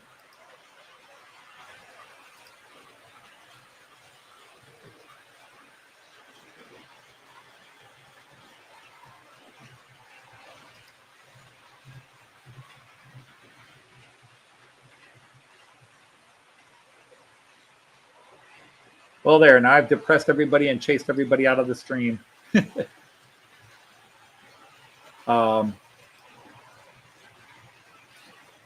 So, yeah, I followed football. When I was a kid, my friend Eddie Davis and we did play football, and we were good. We were a good tandem together. And I was actually the quarterback growing up in the neighborhood. I was the neighborhood quarterback. But my friend Eddie and we practiced football 365 days a year.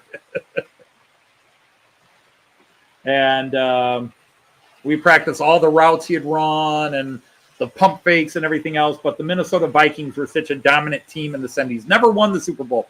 4 Super Bowls over a 7-year period, but they always lost it. But Fran Tarkington, and I can still name the starting lineup on offense and defense of the Minnesota Vikings of the mid-70s. Yeah. Oh, yeah. You're just enjoying listening to the Chronicles. Well, but it was one of the things that, motivated me in my, I mean, first of all, when I met Joyce and then we started dating and then realized we were a serious couple, and then gradually talked about, yeah, we're going to get married someday.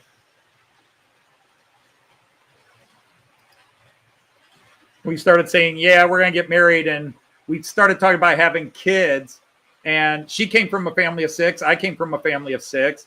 And we were like, yeah, we'll have 5 to 6 kids, and it was like, I wanted to have kids young.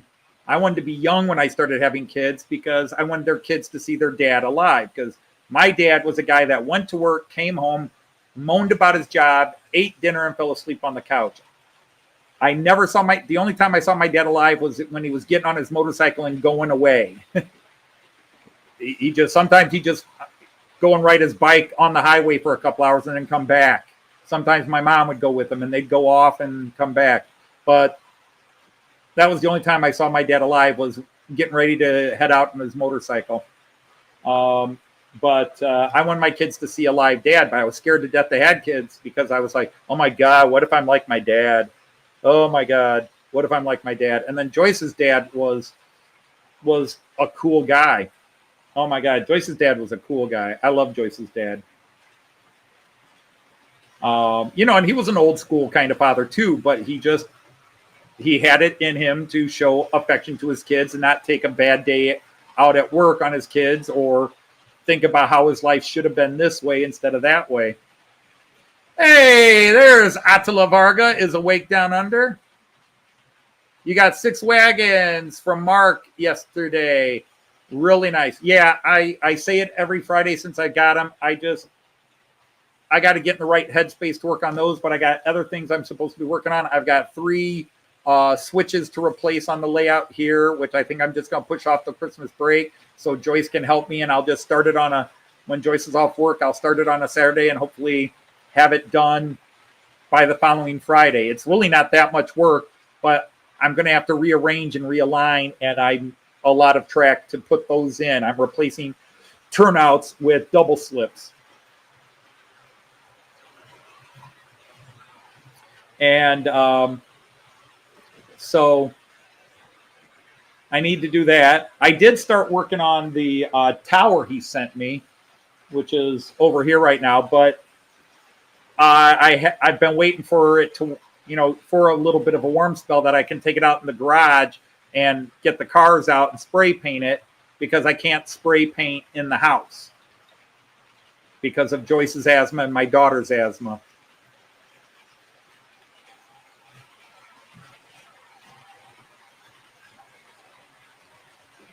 So like if I were to spray paint down here, my daughter works in that room and she's doing all her Christmas projects right now, I'd set her off. The fumes from paint cans down here, like in the summer when we can open the windows and that, it's not as bad and she's not down here as often. But here in the winter when everything's closed up, yeah, it would set Liz and Joyce off really bad. So I have to be careful. And I don't want to hand paint, at least priming. I might hand paint the building, but to prime it, I want to spray paint it.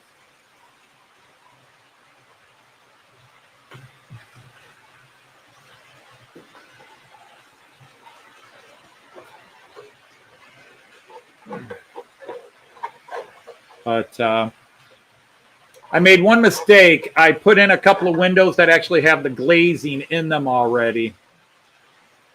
Some of these windows have the glazing in. But I want to spray paint all that. Yeah, these 4 little windows came with the glazing on them. And I should have primed this. I know you don't have to prime this because a lot of paints today, especially spray paints, have primer built into them. properties. That's what I'm looking for. Primer properties built into them. But I like to prime them anyhow. And then I will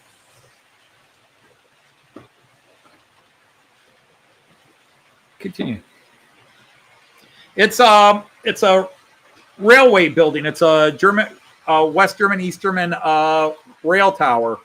Although I'm probably going to turn it into something else.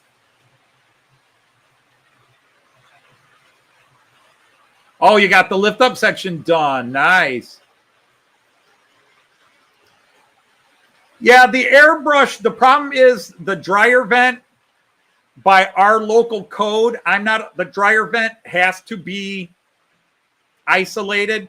Now, I just had some black windows installed and I have a venting. I put in black windows here and I do have a vent here. So I could do airbrush here. I could do a paint booth or an airbrush. I could do it with one exception. I have no space. I have no space to set up, I have on that wall behind the Bavarian flag there,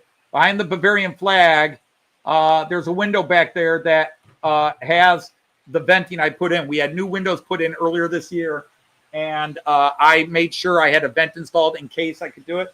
But now that I have Herb's trains on shelves over there, I've got no physical place to put a paint booth anywhere in here. And by code, the dryer, which is in there, there's also no room to put the paint. We've got washer, dryer, some laundry stuff, and that's actually a relatively small room in there. So there's no room to put a paint booth. I'd have to put a paint booth somewhere in the garage. And the whole point is I don't want to go out in the garage in the winter to paint. I'd like to do it here. But until I figure out where I can put a paint booth, now if I got rid of that tower, which has all my 1,500 tabletop wargaming figures, if I got rid of that bookshelf that's behind the flag's up there to have some place to hang my flag, but also it keeps dust from accumulating on the figures. Sorry, my Bavarian friends. I don't mean to disrespect the Bavarian flag. Then I could probably put a small spray booth in there, but getting a chair where I could sit and do it, it's tight over there. Well, welcome in S&C Railway Lines. Thanks for joining. Let me knight you.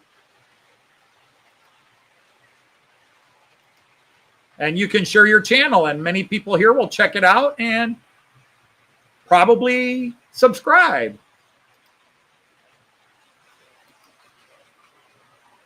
So let's all welcome S&C Railways. If you want to share us with your name, that way we can give you an official knight name. But Sir S&C Railways, I now declare you a knight of the rhomboid table. But now you can post a link to your channel. You are now knighted with... you are now a member of the Knights of the Rhomboid Table.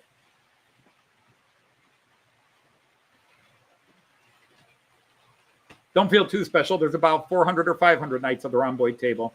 It's probably not that many. Probably closer to 200, 250. But anybody who's ever come in here has been knighted, and only 2 have been defrocked. Hey, there's Sir Colin. Welcome in, Sir Colin of Woodthorpe International. And don't ask me why I know why I use rhomboid, because we're a little bit odd compared to Knights of the Round Table.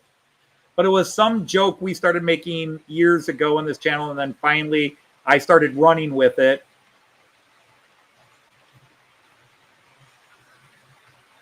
And so everybody gets the blue spanner. I got to remember my camera isn't mirrored. You get the blue spanner, and that makes you a Knight of the Rhomboid Table.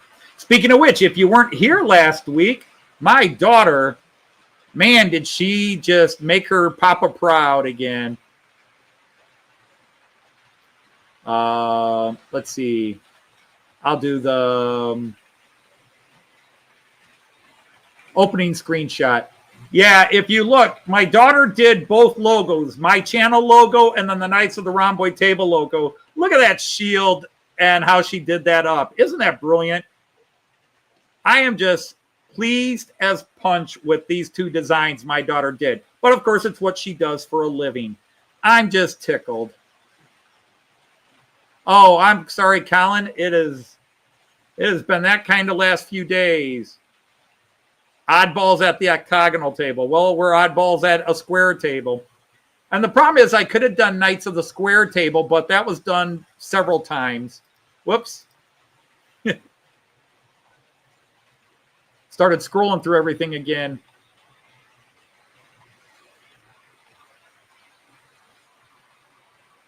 I'm just going to leave it here. A bunch of trains are going to come through here. You're going to get all three of the long routes, or main lines, if you want to call it that, coming through. So there goes the ICE4. But anyhow, S&C Railway, I run German trains. We do Märklin 3-rail system. So if you look at the track in the video here, you'll see there's a bunch of little nubs running down. That's the third rail. But Märklin's famous for the C-track system here that hides the third rail. Unlike Lionel, where it's very glaring and obvious, they hide it very well. And then I have a layout that I never work on. I have a big table. And every Friday I hit the go live and run some trains. And for some reason, people come and watch. And I'm glad they do, because I have made a lot of real life friends with the people that come and watch. Yes, Monsville. You want to watch old locos being repaired? Go to Monsville. Great stuff. Hey, there's Sir John of Dawson is here. Another one from over by Lake Erie and Lake Ontario and Niagara Falls, which is a place I can go to over and over again. I never go to the tourist stuff, you know, and Niagara Falls, Canada, and United States, it's so very touristy and a lot of tourist traps and stuff like that and trendy things. But the nice thing is, once you walk past and you cross the street on the Canadian side, which, as proud as I am of a lot of American things, the Canadian side is the better viewing side of Niagara Falls.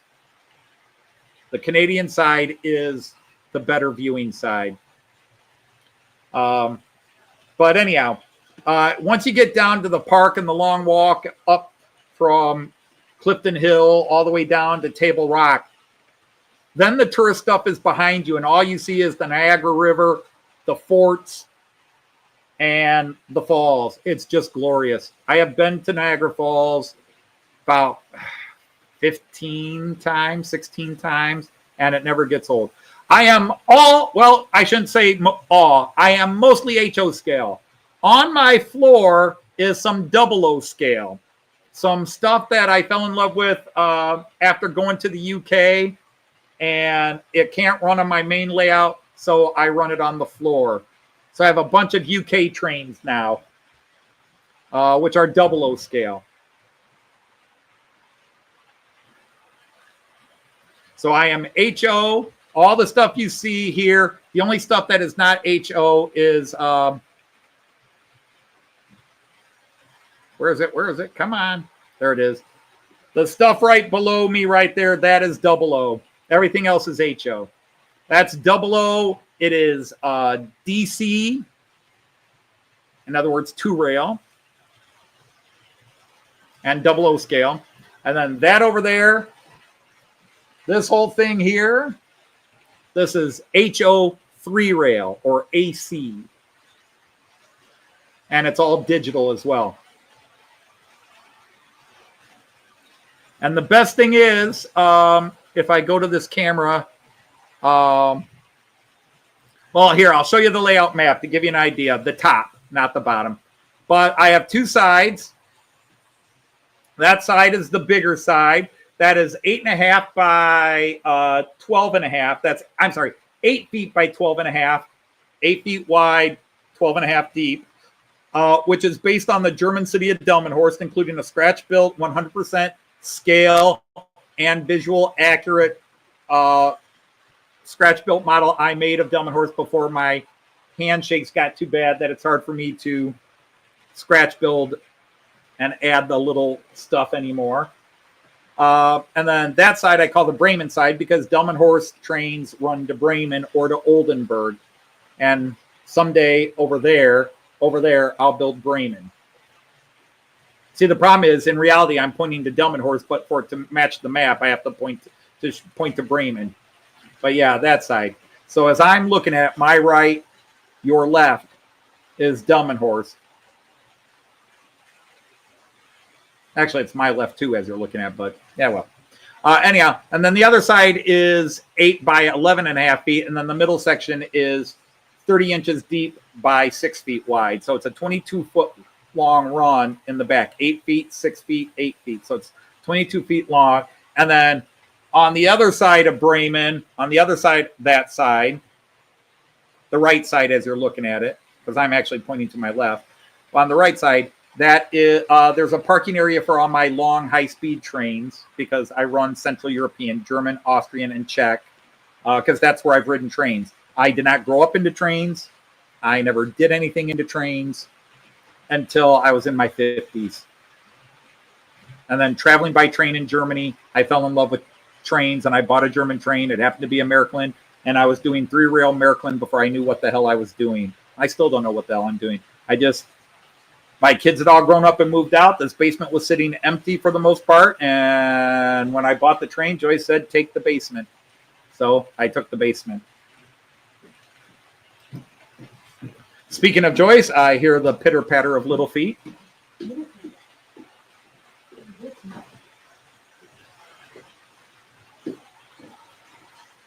Well, hi, Lime Flake. It's been a while. Welcome back. Yep, 176 scale is 00, 187 scale, but nobody ever makes it. Like the vast majority of stuff, at least the European stuff that's 187 scale, especially Pico and Märklin, is either 1 to 9. Like Märklin has 3 different scales: 1 to 93.5, 1 to 95, and 1 to 100. Pico does a lot of things at 1 to 100, like their basic rolling stock. Their passenger cars are 1 to 100, and then they'll do true scale on their deluxe stuff. But anyhow, for those of you new here, once I get the camera rolling here, is this from Denmark? Yes, it is. I've been waiting for that. Oh, Jean Ricard, if he's still awake.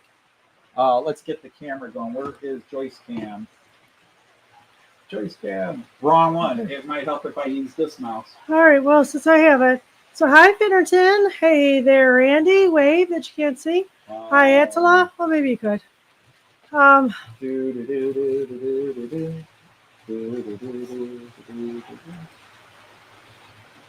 So there's Joyce. Hi there, Colin. Hi, Andy. Hi, Joyce. Hi, Mick. Hi, sweetheart. Hi, Chris. You didn't get a sweetheart. I did. Hi, Raymond. Hi, Limeflake. I think you're a new one. You've been here before, but it's been a little while. Hello, Monsville.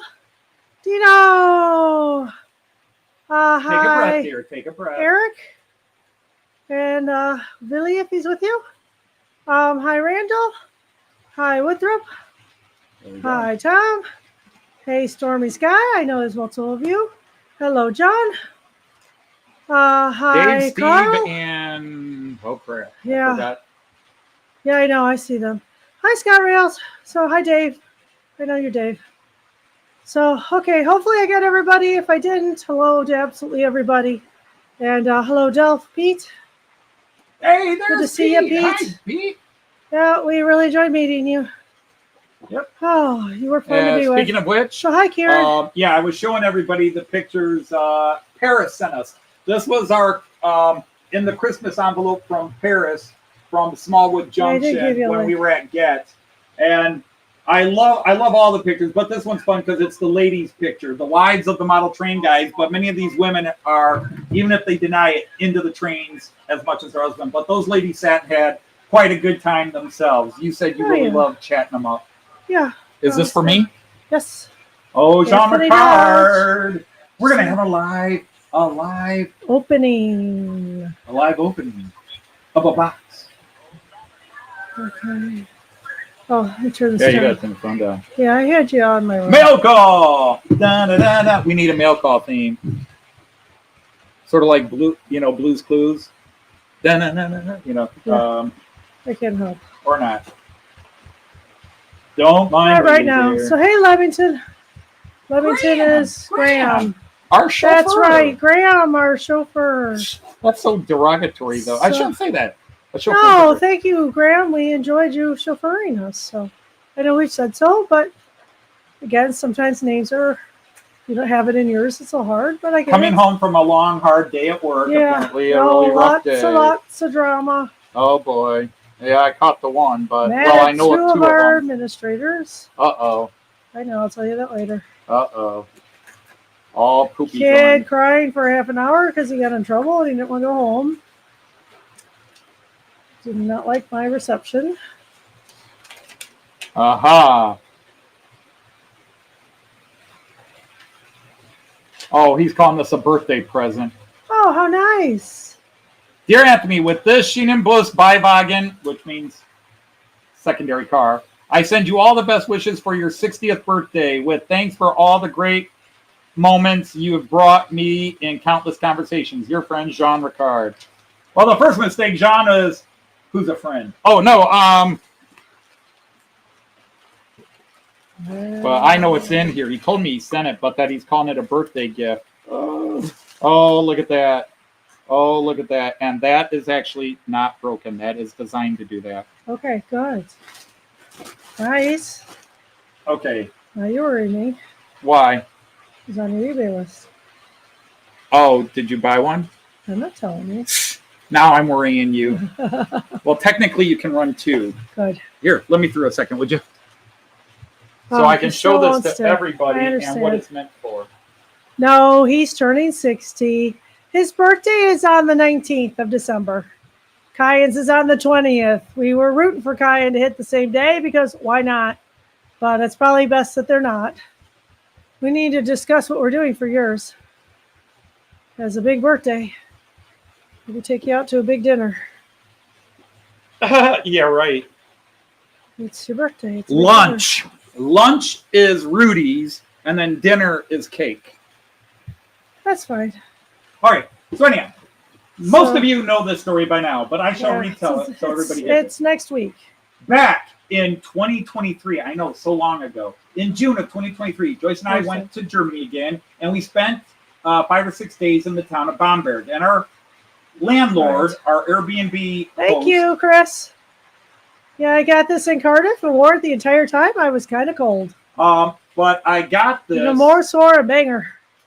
Horst is an old American train guy. Oh, Mansfield, that stinks. Yeah, I And get it. Horst gave this to me. He gave this to me, this old Schienenbus.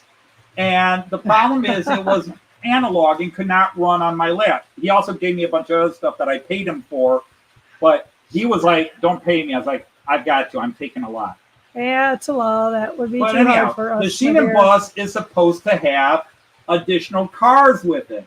And Jean Ricard saw this in a shop, and he bought it so that my Schienenbus now runs with a partner car. Right. Nice.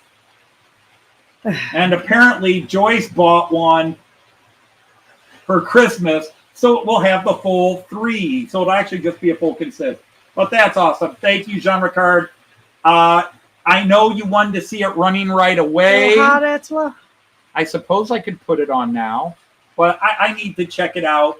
And, Yeah, you will. Yeah. you know, so maybe I'll do a Is your special little video guy and on? show it later. Oh, he is on all by himself over there. He Who's looks on? awfully lonely. Who's on? Your Sheen bus. No, the Schienenbus is right here in my hand. Oh, who's the little red guy that seems to be going by That's the himself? class 648. That's the 648. It's the same Oh, I as- see. He's on the back. Oh, okay. From Oh, what I that could guy. see, Oh, I you're looking couldn't at. see the rest of the trains. All I saw was that. I Oh, thought, yeah, the little 'Cause it's box a- car. yeah, The end of train car. yeah. It's a caboose. I'm with you now. You- I'm sorry. Do you have? Is that a? That's not. Is that a caboose? They Not don't quite. do caboose, but It's not quite a it's a caboose. brake van. A brake van makes sense. And it's lit to show that it's the end of train car. But yeah, so now I've got the matching. Oh golly! to go Oh with my it. goodness! That's a lot. That's really warm, especially that early in the morning. You are cooking. Yeah, well, he called me what was morning for me and bedtime for him. Yeah. I That's- told him to go put some clothes on. He was too warm. As boxers aren't a big deal. Hello, Sir Alan. Thank you. Merry Christmas to you. Hey, my lord. Welcome in, Sir Alan. Was that addressed to Anthony, a collector of any trains? I'd say he's a collector of a heck of a lot of trains. Define collector. I think if you're into model trains, you're a collector. It's just whether you run them or not. Right. How much you're actively using them. I've become a collector. And the way I become a collector, unfortunately, Oh, I you would had a like tank to top show on. you, Okay. but since my phone, I don't blame you that warm. yeah, let me. Oh, golly. I'm going to drop. I have a shelf over there. I recently bought an entire collection from a friend who had, for personal reasons, had to liquidate his entire model train collection. Most of it's DC, but he did have a lot of three-rail Meriklin stuff. But I bought his entire collection except for one train, which he had already sold. Which is a shame because I kind of wanted that train, but hey, it is what it is. That's a lie. You had trains everywhere in your house. If you opened up a random drawer, it was full of trains. And then over there, which is kind of hard to see, I have a bunch of trains on the shelves over there. And then over there behind the Austrian and Liechtenstein flag are two more shelves of all my most of my locomotives. And then I have all kinds of buckets down here filled with rolling stock. All the guys are here. What do we have? 32. So I would say I'll agree with you. Yes, I am a bit of a collector, especially since I have a lot of DC trains. Right, yeah, which, I mean, we can run down here, but it's not as much fun. Yeah, we can run the DCs down there. Right, so I think you mix it a little bit. So yeah, it made him a collector. Well, Artie, as we down. say, it's not an addiction, it's an obsession. Yeah, really. That was your new song. Yes, it was. Trains are a danger of a different. You know, Attila, he's got a long way to go to catch up to you. Yeah, got a long way to go to catch up with he's you, doing. Attila. Oh, hey. So, hi, Sue. Oh, I was delighted with Sue. She was fun to talk to. Hi, Sue. Hope everything's getting straightened out for her. It's an addiction. It's an addiction. Yeah. It's an obsession. An addiction is a preoccupation. Yeah, any of those things. But my channel is not. That song Talk Talk was terribly accurate, though. Oh, I got to Band-Aid this up again. My channel is not your usual channel. I'm not a serious model train guy in the sense that I don't treat myself or take myself seriously. And basically, I do this live stream and then I do comedy stuff on my channel. So some people like it, a lot of people don't. Rationalizing your collection. Rationalizing. Yes, sold a few and bought a few. So sold 8, bought 3. Rick Modified? Hey, RC Modified. I'm RC sorry. Modified. I'm just RC filling Modified. in letters. Hello, RC Modified. That's you, predictive reader. If it doesn't Yes, make it sense, is. add letters to make it I make do. sense. Well, it's like our daughter went to preschool. This preschool didn't make any sense. Ah, thank you, Andy. So, back like a cat. Hello, Eric. Anyhow, RC Modified 705, welcome in. We're going to add you as a moderator. You're going to get your blue wrench. I gotta clear your night to the Romboy table. Lavender Raymond, you always have to have a backup train, so if you lose one or something messes up, you get another one. Absolutely. Don't put that in Anthony's head to be getting doubles. What do you mean? I've got more backup trains. I've got backup I'm trains to my thinking backup more trains. doubles of things because that broke. I need to replace it. To my backup trains. Yeah, you do. You do. I know. 3 years ago, I had a couple of steamers. Now, Steamerpalooza this year. And again, ladies and gentlemen. So, hi there. Midsummer. Greg. Oh my goodness, you really did have a long day at work. I had a very long day at work. So you are totally I know, distracted. I am. Very. So, hiya, Greg. Sorry you're back on your chemo. That sucks. But, oh my gosh, we want you to get healthy. I say you were he's not back on. It's the chemo such a delight and great storyteller and all that. Well, hello. William from New Fenris? New Fenris. Hey, William. Now, we've had, Tim JD lost his last furry friend yesterday. Yeah. Oh, that is sad. Clive's father passed away. Oh, Clive, I'm so sorry. And that stinks. we've had some. It's been a lot of sad day, and of course. Yeah. Have you heard from our son? Yes. Okay. Day 1 of his antibiotics. He's getting a little more energy, but the throat is still killing him. That's what time Belle gets home. Midnight. Yikes! But so, she drove and parked it at how do we a not hotel. decide it's tonsillitis? Yeah, they didn't tell him what he had. Artie lost his godfather this week. Right. Yeah. So Artie can't say it, but I'll mention it. Right. Artie lost his godfather and had to go to the funeral. That's a lot of stressful things, and who knows? We hate for it to happen during the holiday season. Right. Because it gets associated. Y'all have my sympathy. And that's not counting many of the other channels I follow. It's just people that have come in today, right? The Attila is the proper way to say it. Apparently he was Attila the Hun. Yeah, Attila. Attila would be the proper way to say it. Attila?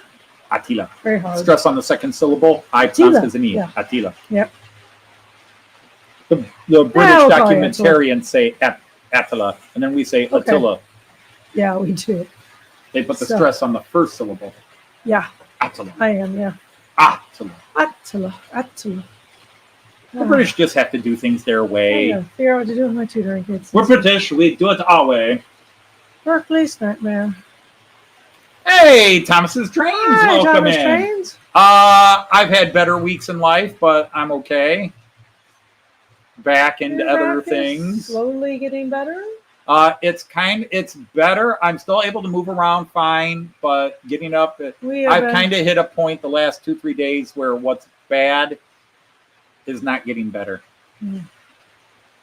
And then of course our son has been very sick. Our son's been very sick. Just stressing the crap up out of us. Because our son lives 3 hours about away. 3 hours away, and he's been very sick, and he's home alone. He's home alone because his wife is out of town on a business trip. Yeah, she had a conference she had to go to. She's back at midnight tonight. So at one point he said he was vomiting and it was red and orange. That's blood, you ninny. Get to the emergency room. Of course, he can't take himself, and it's hard to find people. He called 911, and EMS came out, and they said, well, did you get checked for this? Yeah, check for this. Yeah, check for this. Yeah. Well, then they'll just send you home again.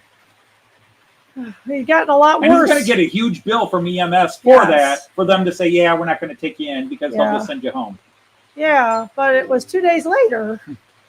He's gotten a few more things. When you have Wendy. So she sent it to me too. Oh, the digital invite. Yeah. Okay, that's the party invite. Yeah. Yeah, we're having our son's 4th birthday party, a little early, but yeah, my son's having a party at his gymnastics class. My grandson. Yeah. My grandson is having a birthday party for all his school friends at a gymnastics club because he's doing soccer and gymnastics right now. Just gotta keep him busy. Yeah, just keep him.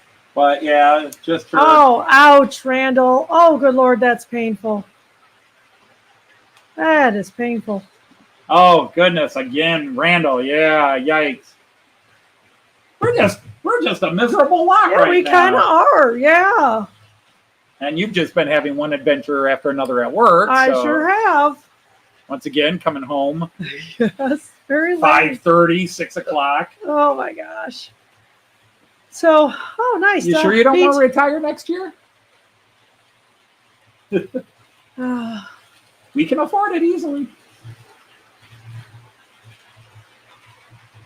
After a month and a half, they finally came and got the AC out of my window. You don't want the AC in your window? It's maybe bloody hot in the summer, but yeah, if it's broken. They getting you a new one? Charter flight coming over for the party. Yeah. Mentally dying. Yeah, and I've been filming the Like a couple of people asked me why hasn't Kyan appeared in the opening. Now he only appeared in 2 or 3 last year. Oh, I'm glad, Randall, because he only appeared in 2 or 3 last year. But yeah, Kyan has not been in a video on this channel in a while. I mean, there was a time where he showed up, you know, once every couple of weeks, you know, helping me open boxes or whatever else. But that was before he started preschool, where I watched him Monday through Thursday every day and for the whole day. Or Monday, no, it was still just Tuesday and Thursday was the whole day. And I'm not getting a lot of mail right now. What's your because today? Oh, Tom McComas. Unfortunately, that name does not ring a bell with me. Yeah, we're not sure who that is. Especially, I hate to say it, yeah, especially American channels. I'm very ignorant of most American channels because I follow European channels because I run European trains. And then all my... See, that's why I'm an outsider. I'm an American who runs European trains that are 3-rail. Indeed, Raymond. And then most of my subscribers are from the UK. Yep. You don't get any more weirder than that. Pretty much. Any more weirder. And that was on purpose. I know. Okay. Gotcha. Okay. You almost went 3-rail. Oh, okay. There's pros and cons to 3-rail HO. Pete wants to know how long it took you to build your layout. Which time? Since I've never finished. There's that. But this current iteration, I started in January of 2019. Thank you, Finnerton. and I totally took all the track off and redesigned the run. And I was done with, I had all the runs installed within a month. 1946 Lionel O gauge. That's cool. Oh, that's cool. Yeah. We don't judge gauges here. The whole point of this channel is we're just here to celebrate a love for trains. I'm a new guy into trains, and anybody who watches this channel know I act like a kid on Christmas when I get a new train or when I see other people's trains. I'm just very much cool. I only got into trains in 2016, and before that, I thought it was a waste of time. And I had one model train as a kid. I have it, but it doesn't mean Anthony hasn't. You see Randall's comment? You tell him the comments is. You've seen the I Love Toy Train series? No, if you've seen. Yeah, I was going to say, I'd never seen it.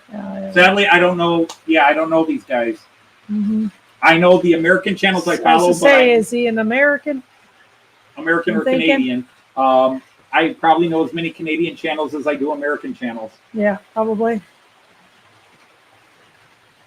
But I follow... Must be Monday. The Canadians I now follow more UK channels than even... Well, I've scaled way back on my German channels. Yes, Andy, we do. Which will be displaced next week for his Steamerpalooza. Yep. Well, you maybe don't need to move it. Now, I still want the old one down here. Gotcha. It's the only time. It's only once a year it gets to appear. Yes, I insisted we get a real train under the tree instead of those. We used to get those cheap plastic ones. $40. Cheap, sort of like one gauge cheap plastic, $69.99 for one loco, 3 cars, and the big cheap plastic snap together track, battery operated. We had that for years with the kids. And then one year, I don't know what it was that prompted it. I think he saw somebody's video or something. And you looked at it and said, that looks nice. Maybe. And then you looked at me and said, can we get a real train? And I probably were in trains for 2 years. And I've been into trains 2 or 3 years. You got all this stuff. Let's get a train for up here. Well, yeah, but the thing is, the way you phrased it was, can we get a real train for under the tree? And I was like, I say, they were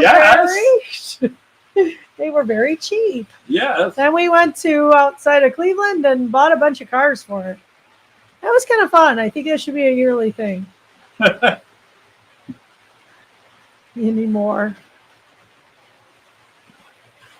Looking on Google, a hire company for an excavator in Serbia and got directed a train here. Yeah. To hire a Vectron and some. I had a couple of relatives that ran trains around their trees, but most of my family didn't. My dad certainly never, at least as I grew up, he didn't. Wow, that is expensive, Alan. $76 each for coal hoppers. For coal hoppers? I think that's high. That's high. For one? Yeah. Yeah, I don't let Anthony count it. 27,000? Well, if that's a 3-pack, that's not awful. It's 25 each. Yeah, for a 3-pack, that's not bad. Okay, thanks, Randall. In case you want to check it out. Wow, that is pretty high, though. I mean, yeah, the cars are going about 20, 25 now, aren't they? No. To 40? No. For my stuff, Your Roco, stuff. Pico, I can often get their very basic new cars, $35 each. Okay. Miracle, and if you want lights in it, Miracle would be anywhere from 100 to 150 each. You'd love to open a train cafe like they have in Japan. That is cool. When I was a member of a train group, I can't even call it a model train club. Mind you, you only have 2 weeks left, or three, I guess. It was a branch of the ETE, the European Train Enthusiast, which most of the guys run trains, but our club, well, everybody in the club, I think, ran model trains, but we didn't run model trains. They all had modules that they would take to exhibitions, and each guy would attach, whoever was coming would attach his module. Okay. They had a basic module, and then if you were coming to the show, you added your module in. They may be thinking train show prices. But they didn't have a clubhouse like Randall's Club where they rent a space and had a big layout set up or multiple layouts. We went to a restaurant to have lunch once a month, and that became just not worth it. It just no kidding, Monster. When I go to a train group, I want to talk trains, and we can even talk sports. But I don't want to hear politics. I don't want to hear racism and all the other BS that these people want to spout off. It just was ugly, and so we did it for a few months, and then we decided. Did I hear what I thought I heard? I think you have a problem.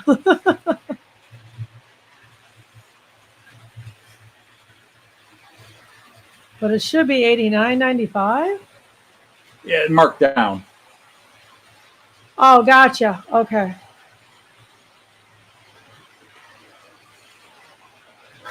That's your week's wages gone. $27,000. You make $27,000 a week? Will you adopt me? Yeah, really. Dad? Yeah, it's better than we make. See, now everybody's going, hey, welcome in Langton Road. Great to have you here. Hi, See, now everybody's going to start looking this up like, oh, wait, we can get them cheaper here. Yeah, no kidding. But that's what the friendship is about. You think there's an AA group for model train enthusiasts? Probably not. There was, but everybody brought their trains and it turned into a model train group. Yeah, it sure did. There was an AA for trains. Okay. Oh, golly. It was TNA. A lot of people joined for the wrong reason.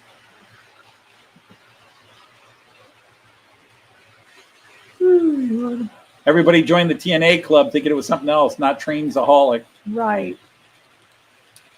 I know what you're talking about. I think but the problem is everybody works better. Say the first one. Hi, I'm Bill, and I'm a trainaholic. Hi, Bill. What trains did you run? Well, I ran CSX, 2-rail, HO skip. Really, me too. And then all of a sudden it became another train club. You're leaving? Okay, bye. Have fun. Is she off to her show? I think, with her friends. Yeah. Going to a market. Oh, market. I thought they were going to a show. I don't think so. I don't know. Eisenbahn Anonymous. EA. Used to be $2 from the barbers. Model Trains Anonymous. MTA. THA. Hi, Willow Creek. Hey, Brad. Welcome in. Just for the end. Welcome to the House of Fun. Alan's got his weed. Okay. Alan's feeling pretty good right now. He's calm. He's Thomas, relaxed, I don't think anybody's ever done with their. I think anybody's ever done with. But yeah, anyhow, to go back to what Pete asked me a long time ago. It'd be a sad day if you were. By the beginning of February, middle of February, so about 2 months to get the main table set up and all the track runs in, and then it's just been I had a bunch of these buildings already. And then I just added some buildings that I see on sale and go, oh, I could use that. But I literally have not worked on this layout outside of a couple of little things in 2 years. I've done nothing on it. He's still stuck with the stupid Fowler car system. Well, that started 4 years ago. That was one. That's how I know, because it was April of 2020 that I started the Fowler car system, and it is now November of 2024, and I'm still not happy with it. And it's not the Fowler car; it's me, because I'm trying to do something. I think you need to compromise and just get the stupid thing running and start working on it. Well, that's what I need to work on now. You were going to do that when you retired. I did retire. I know. And then I discovered other things. But the biggest thing is now I've already kind of decided to compromise. I want to work, but I've got the tape, the road tape. You gotta get up. I got to rip that up and hopefully do it without, but it won't come off. It is like perma-bonded, glued to. I'm sure your daughter can help you with the. So I want to rip it up, but then I need help to lay it straight. I really think Lindy's your person. No, Lindy's my daughter. You're my person. I'm your person, but she would be better at that than the rest of us. You're my person. Does that for a living. Yeah, the Fowler car is expensive, but unless you're mechanically wizard enough to design your own and build your own, really you can just buy the cars and grab any wire. If you just want the Fowler car, buy the car and then just go buy your own magnetic tape or wire. Don't pay their price. Just buy the car or buy the Wiesmann car and your own wire. Because if you want just the basic car system running around, that's all it is. It's a car with a magnetic ski that, you don't need a power system or anything. It's just the car with all the tech inside of it is expensive. So just buy the car and go buy the cheapest wire you can. Make sure it's of a fairly strong enough strand for the magnet on the car to attach to, but not too strong that the magnet can't go because the magnet force. And the nice thing is you just lay the wire in and you run it all around and it works. The problem is I'm trying to get it to do the buses pull into the bus depot, stop, and pull out, and that requires some additional pieces. And I had it working at one time, but then I decided I wanted to make it digital and work on its own. And that's when I screwed everything up. And I've never been able, even when I've tried to go back to the original form, I've never been able to get it to work again. I don't know why. I don't know if something's happened. I've gone through multiple read sensors, because the way the advanced system works is you have the car, you attach a special magnet to it, and it comes up to these read sensors. And when the read sensors sensor it, when they sense it, it turns a motor on, which creates a magnetic impulse, a little thud that causes the car to skip over and follow the other one. If the car doesn't have the magnet, it keeps going straight. So that's how they do the traffic control system and all that. But it's more complex. And these read sensors are very sensitive to, they've got to be positioned just right, and the magnet's got to be positioned just right, and then the motor's got to work just right for it to work. Normal people get it working. This schmuck had it working and then tried to do it all through the digital control circuit board and screwed it all up. And so I work on it once a year, and then I get frustrated and I quit. So I finally said, screw it, I'm going to try one more time. And I started laying the road tape down. Like, I don't care either way. If it doesn't work, we're just going to have the buses running in circles around the bus depot. And I'm just going to put a basic road in. And I laid the road in, and it went zigzag like that. And so I was like, I can't even lay the road tape in properly. All right, Eric, take care. It was nice having you here. I was glad you could hang out with us for a while. Yeah, oh my goodness, it's after 6 o'clock, my love. Yes, it is. See, I'm on that psychological clock that you're on for an hour. 5, yeah, and I yeah. What? Well, I don't know. I haven't even told you the hell it was starting. We're on version D. I don't know if you can see that. Yeah, version D. What? Verizon kept crashing, and it wasn't us. It was Verizon. Apparently, their local internet feed, something went wrong. I see. So it kept crashing. So I start the live stream and everything was good. And then like 10 minutes in, 15 minutes in, crash. And then I logged back on when the internet came back. And then 20 seconds in, crash. Came back on after they said they had it fixed. Semi-crash. I wasn't able to send the signal. So I'm on StreamYard. Yeah, I see that. So it was Friday the 13th. It did not put me in a good mood. Fortunately, hanging out with these people puts me in a good mood. It is Friday the 13th. Yeah, it really has been a Friday the 13th. And it's a full moon. And it's a full moon. Friday the 13th and full moon. Yeah. The only way it could be worse is if it were in October. Oh, okay, Eric. That's great, though. We appreciate you. I sure wish people would subscribe to you, too. If you haven't checked Wanda Nazenbaum out. Wanda Nazenbaum out. All right, well, we appreciate that, Eric. We are just appreciative of anybody that actually could be doing so many better things than spending their time with us. Something else, yeah. You could be doing something else, but instead, nope. You come. We don't know what's for dinner, Andy. That's got to be another conversation. We're either ordering something or fix your own. So we can either. Liz is not here. Let's do Marco steak subs. Okay, we can do that. Yay! That was easy. Yeah. That was easy. I gotta find the other.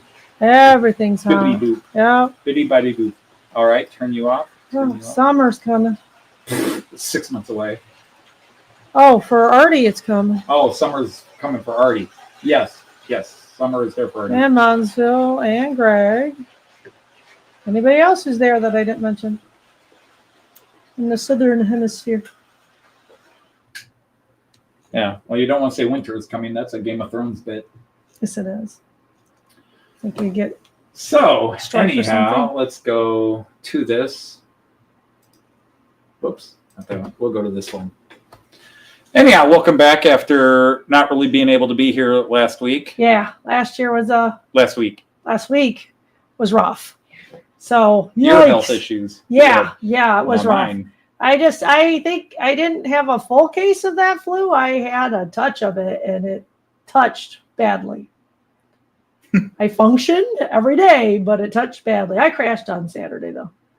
Yeah. Yeah, I did not have any energy at all on Saturday. Felt great Sunday. Yeah. Yeah. And that was the problem is Friday and Saturday, I'm with my back. Yeah. And you're like, yeah. It's like, okay, who's going to take care of whom? Nobody. Let's call somebody in. And the boy gets sick. And then the boy's sick. Oh. Naughty Nurse Anonymous. Yeah, really. So, hi, Naughty Nurse. We need one. I don't think you'd go for that. I wouldn't, but. You want it, but? There was a butt in there. Can we talk about good night, folks. No. I'm not talking about the butt. Or her butt. Or anybody's butt. Let's go. Holy where were you going? I don't know. I'm tired. I was talking about a nurse. You didn't say no. You just said, I wouldn't like it, but. And I said, oh. Like, but under the circumstances. No, just stop. Move on. Okay. Hey, it's how I get trains. All right. Anyhow, we're going to say Auf Wiedersehen. Choose. And happy trains. Indeed. Take care, everybody. We'll see you.